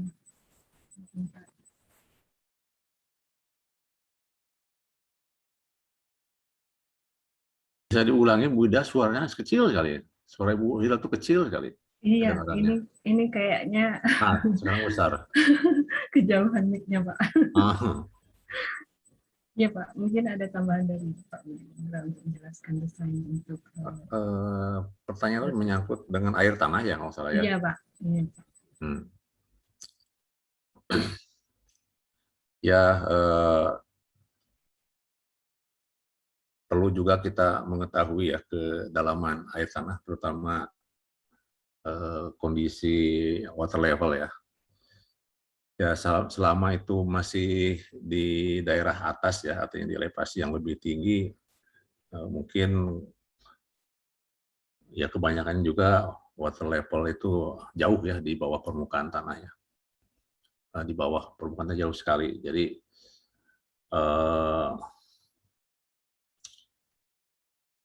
ya jaranglah sampai mencapai ke sana ya. Artinya air perkolasi langsung menuju itu jarang sekali. Karena kenapa? Karena di semakin lapisan bawah pun juga kelembaban tanah kan lebih tinggi ya, jadi sangat tinggi sekali. Sebenarnya ada beberapa simulasi mencapai air tanah itu bisa bulanan, malah bisa ada yang tahunan ya. Kecuali kalau terjadi apa yang disebut dengan pori-pori yang besar ya, ada seperti batu-batuan sehingga seperti karst itu ya, air dari permukaan itu bisa langsung masuk ke bawah air tanah tuh di beberapa daerah seperti di daerah yang berkarst gitu ya, biasanya juga air perkolasi itu langsung menuju ke permukaan air tanah. Jadi memang penting kita mengetahui profil dari lapisan tanah ya, termasuk batuan yang ada di bawahnya. Tapi sebenarnya dari penampakan tutupan lahan ya, dengan vegetasi kita bisa mengetahui sebenarnya ya bagaimana karakteristik atau profil dari lapisan tanah itu bisa kelihatan. Kalau di karst itu kan biasanya tanamannya pendek-pendek ya. Tapi kalau tanamannya tinggi-tinggi, ya pastilah tebal lapisan tanahnya ya. Sehingga efeknya terhadap muka air tanah mungkin akan tidak begitu kelihatan. Ya lagi pula ini tergantung pada cuaca ya. Jadi pada hujan-hujan tertentu aja kan tidak lama hujan itu, biasanya hujan-hujan yang intensitas tinggi itu ya, dan itu sebentar waktunya. Jadi segera juga air surut ya, bisa karena tadi runoff, bisa juga karena evaporasi atau evapotranspirasi. Saya kira seperti itu ya mungkin jawaban saya. Kalau saya bisa menangkap pertanyaannya kurang begitu jelas juga sih. Mungkin ada tambahan lagi atau ada yang belum saya jawab? Ini ada di chat. Chat ya? Iya, ada pertanyaan kayaknya gabungan ke Pak Ihsan kayaknya. Ini pertanyaannya yang dari Septian, dari Mas Septian ya. Iya. Ada 2 pertanyaan. Yang pertama terkait pompa yang digunakan pada saat terjadi banjir.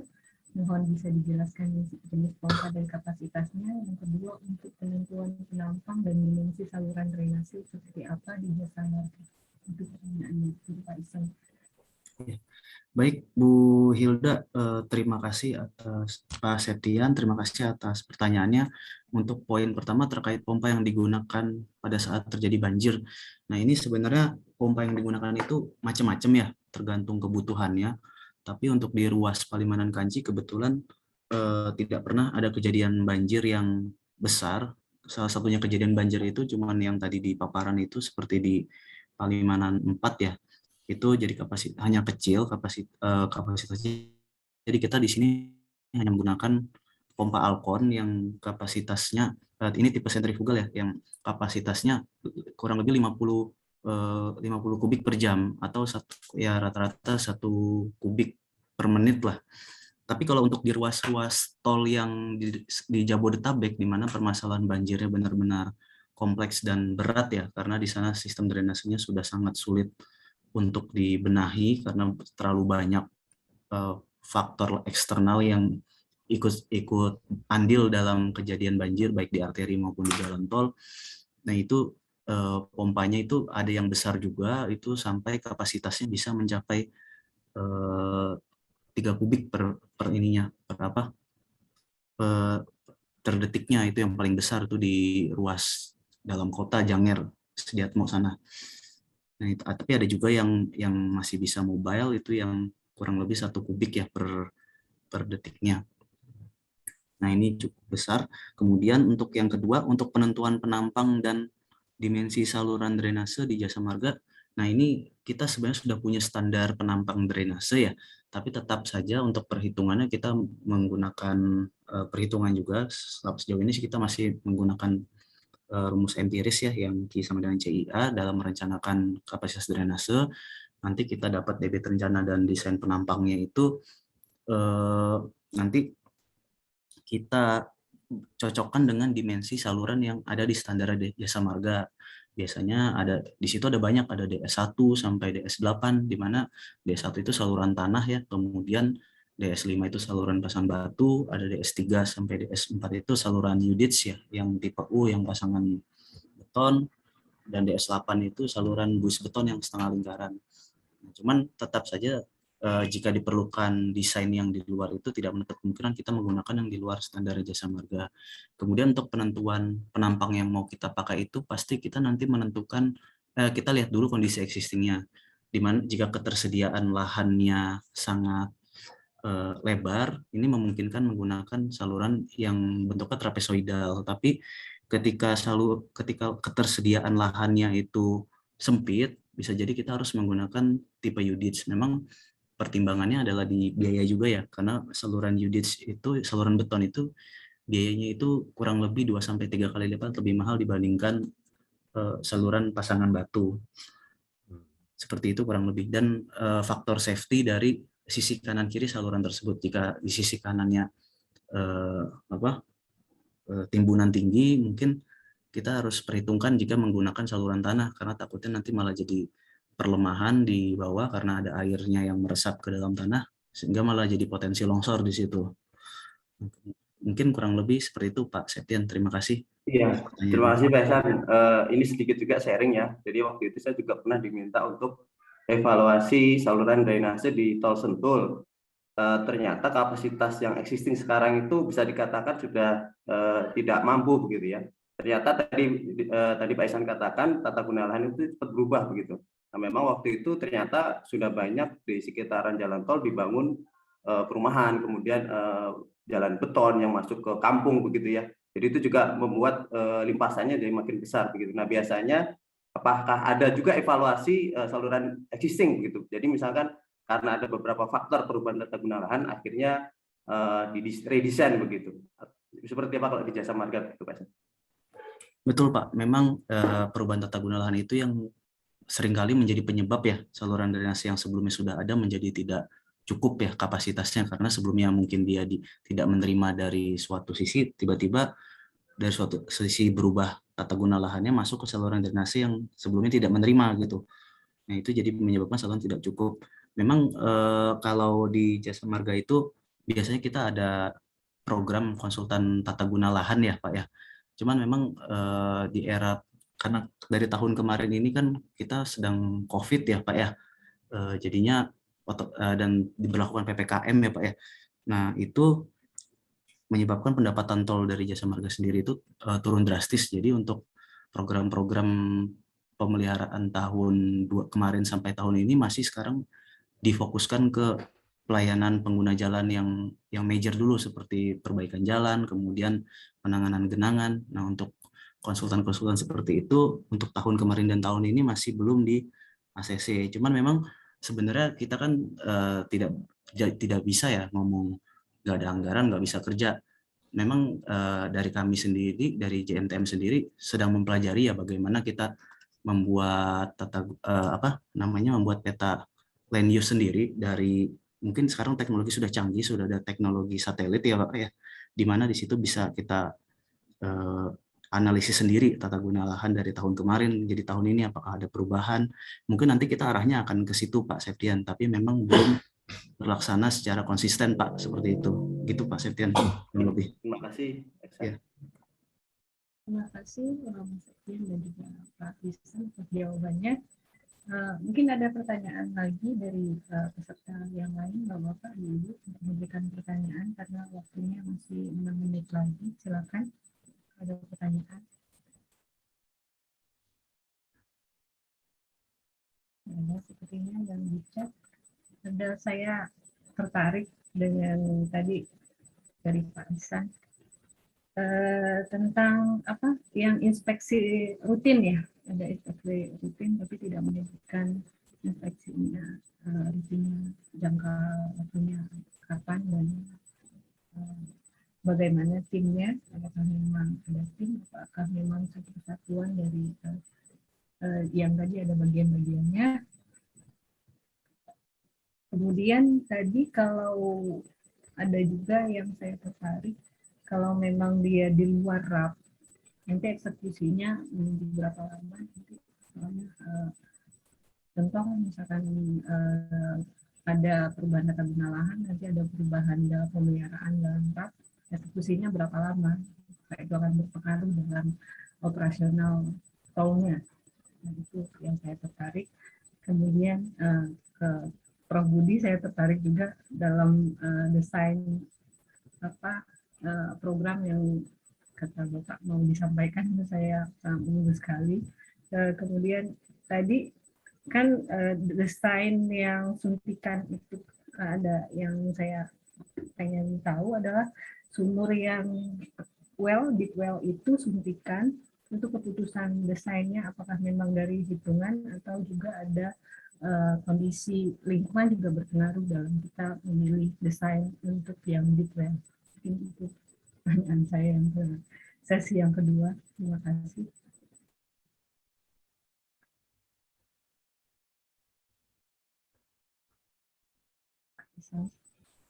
Oke, baik Bu Hilda, mungkin saya coba jawab pertanyaan yang pertama ya Bu ya, tadi terkait inspeksi rutin. Memang di Ruas Palikanci ini kami timnya kurang lebih ada 13 orang ya Bu ya.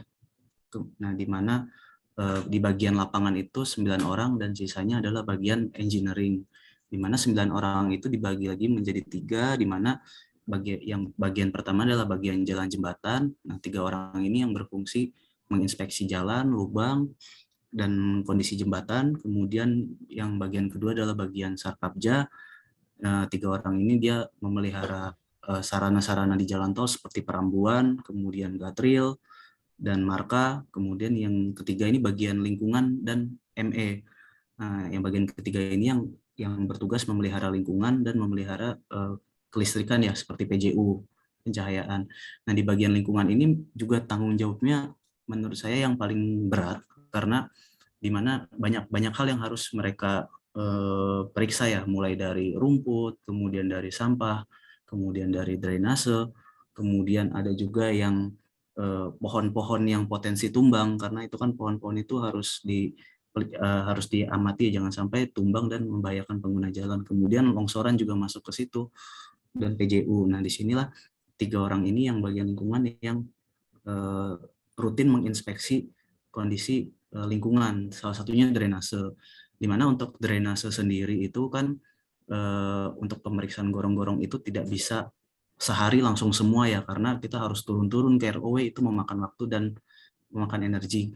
Nah, untuk sistem manajemennya kita mentargetkan setiap gorong-gorong itu maksimum ditengok sebulan 1 kali.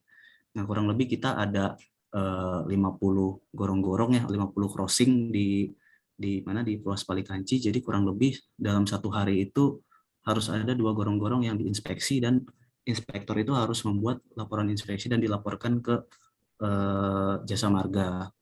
Nah, seperti itu proses inspeksinya.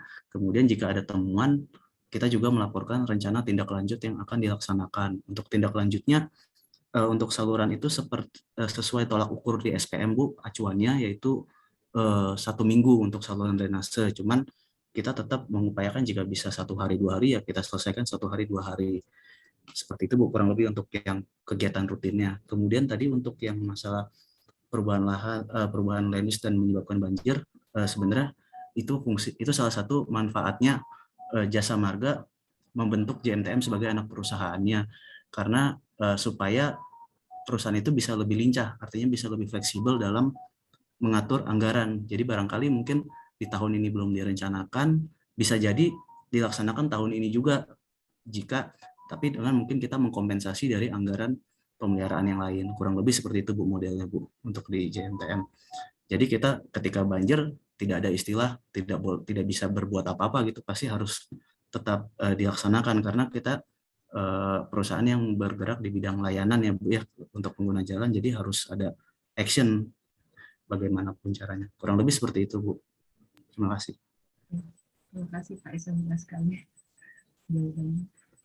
Pak Budi mungkin. Terus terang saya nggak kedengeran suara Ibu Hilda itu ya. Tadi nanya apa ya? Saya yang sangat detail itu ya. Halo? Desainnya itu kan ini Pak, ada deep well. Nah, yang deep well itu kan desainnya dari hitungan yang teknis, secara teknis hidrologi. Cuman ada nggak faktor lingkungan yang bisa mempengaruhi kita menentukan desain dan jumlah deep well-nya, Pak? Oh iya. Ya, kan di dalam lorak itu ya, kalau dia masih belum mampu menampung air ya, masih modeling ya, masih ada luapan katakanlah ya, maka kita bikin resapan atau deep well ya, deep well. Nah, pertanyaannya berapa banyak deep well-nya itu? Nah, untuk berapa banyak mendapatkan gambaran itu, maka kita harus buat dulu deep well.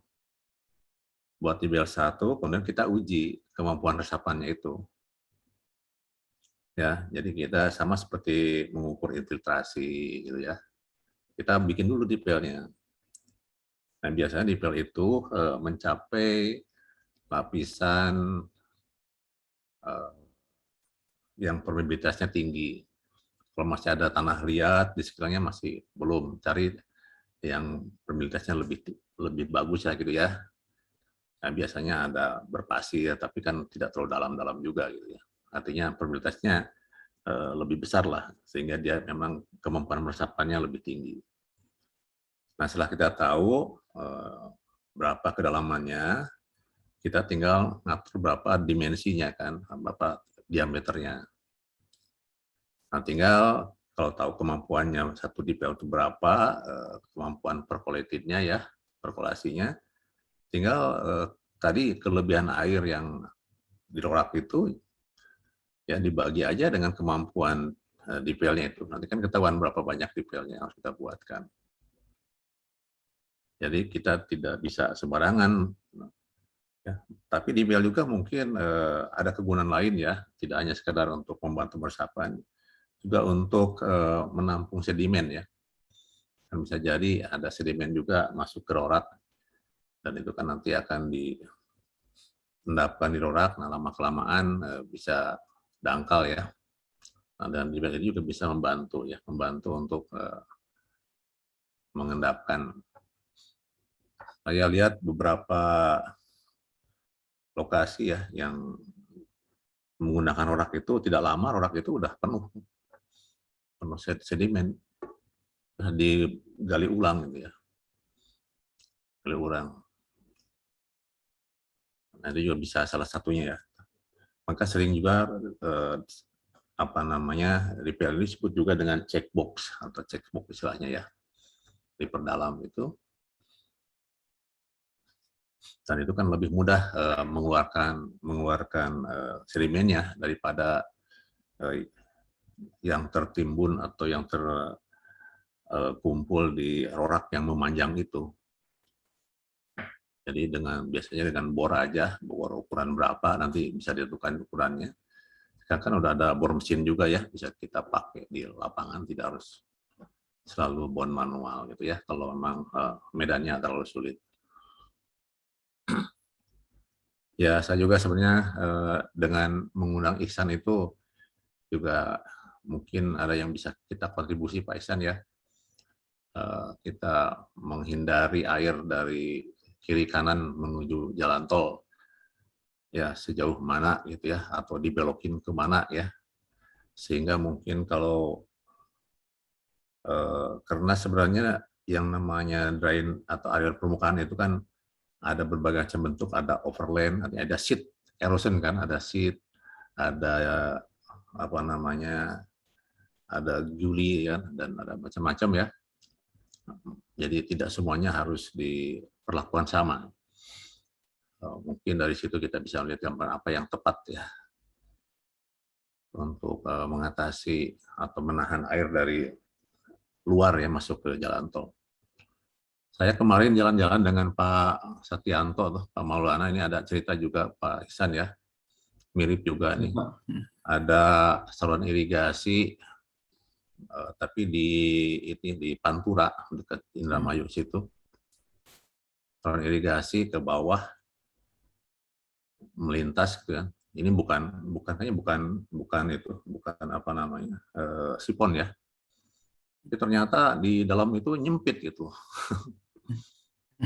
Di luarnya kurang lebih 1 meter 2 meter, ke bawah itu tinggal di bawah 1 meter nyempit gitu.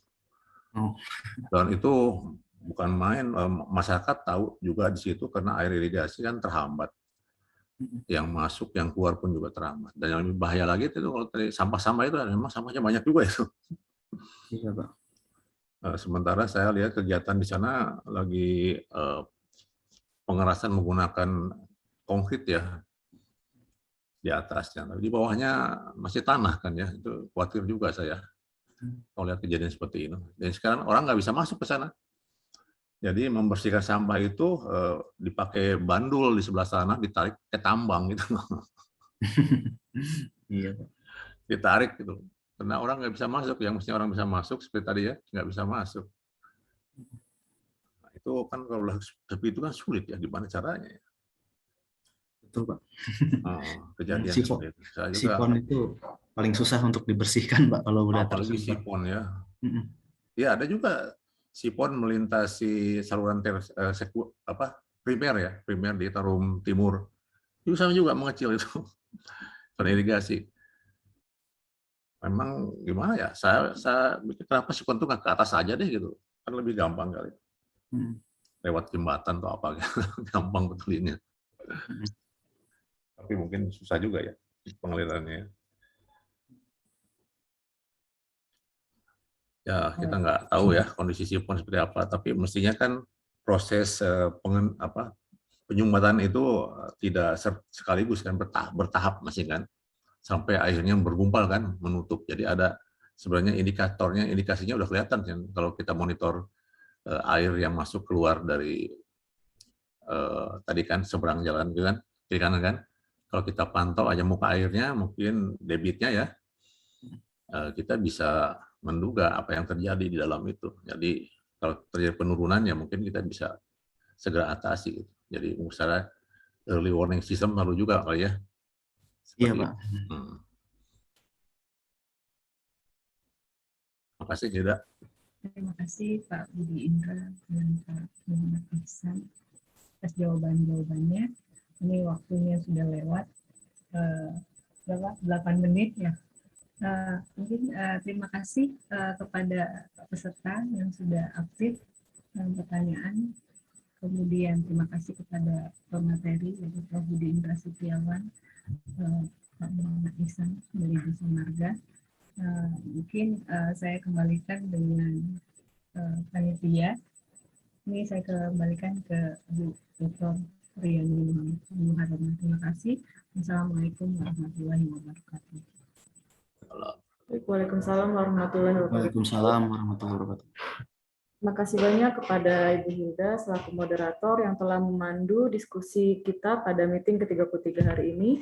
Terima kasih juga kami ucapkan kepada Bapak Budi Indra Setiawan dan Bapak Muhammad Ihsan atas pemaparan materinya yang sangat menarik hari ini, dan juga kepada Bapak Ibu hadirin sekalian, terima kasih atas partisipasi dan juga diskusi kita pada sesi hari ini. Mungkin dari Prof. Budi ada closing statement sedikit Pak yang ingin disampaikan? Kira Prof. Berti ya? Ya, Untuk silakan mungkin membahas. Prof. Berti, dipersilakan mungkin ada pembahasan sedikit Pak. Ya baik, terima kasih. Sebenarnya luar biasa nih, menarik sekali. Saya ingin justru tadi melihat di calculation stage ya, tapi keburu waktunya, jadi itu be continued dari ini. Memang untuk zero run off system ini merupakan upaya konservasi air yang dengan cara yang sudah dijelaskan oleh Pak Budi dalam satu sistem kontur, dan saya melihat justru saya sangat tertarik tadi di potongan yang sudah dibuat. Nah, ini potongan ini juga seringkali digunakan untuk satu perencanaan jalan, ya kan. Juga Pak Ihsan juga udah sering bergaul dengan ini. Nah, di situ mungkin kita dalam sistem ini kita langsung bisa mengatur dengan dimensi deep well-nya, dengan jumlah drainasi channel ya, dengan dimensi, sehingga akan terhindar dari air yang akan masuk ke suatu tempat yang bukan tempat mengalirnya, seperti yang sudah dicontohkan oleh Pak Ihsan di contoh-contoh tadi. Terjadi kerusakan pada permukaan jalan karena kandungan air yang masuk ke tanah itu ya, yang akibat dari run off itu akan menambah atau melewati optimum daripada density daya dukung, sehingga akan daya dukungnya potensi akan menurun, dan di situ kondisi tersebut ketika tetap digunakan jalannya, maka juga terjadi pelepasan antara ikatan antara butiran tanah, sinyal ya, kohesi yang mana akan mengakibatkan kerusakan jalan jadi pecah-pecah atau bahkan amblas.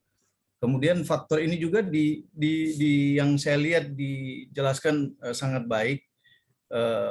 Kalau dalam presentasi lereng juga air ini akan berfungsi menyebabkan, kalau kelebihan air berpotensi pada kenaikan tekanan air pori ya, yang di situ akan menyebabkan terjadinya potensi sliding atau kelongsoran pada satu sistem daerah yang dimana kita akan merencanakan jalan. Saya kira ini yang selalu ada dan menjadi masalah di perkotaan, di permukiman, dan juga untuk di bina marga. Karena seringkali musuh di jalan itu adalah air. Ketika air tidak terkendali, bukan cuma pada saat itu, tapi akan berproses sampai pada kerusakan badan jalan atau sistem jalan yang kita buat. Saya sebenarnya sangat berharap dari calculation state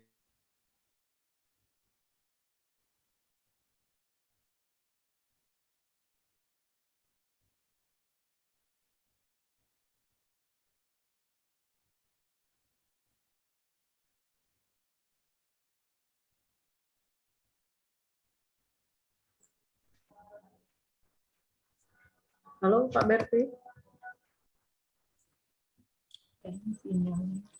Ya. Berarti mungkin ini Pak putus koneksinya, ada gangguan. Kita tunggu sebentar, mungkin masuk sebentar lagi.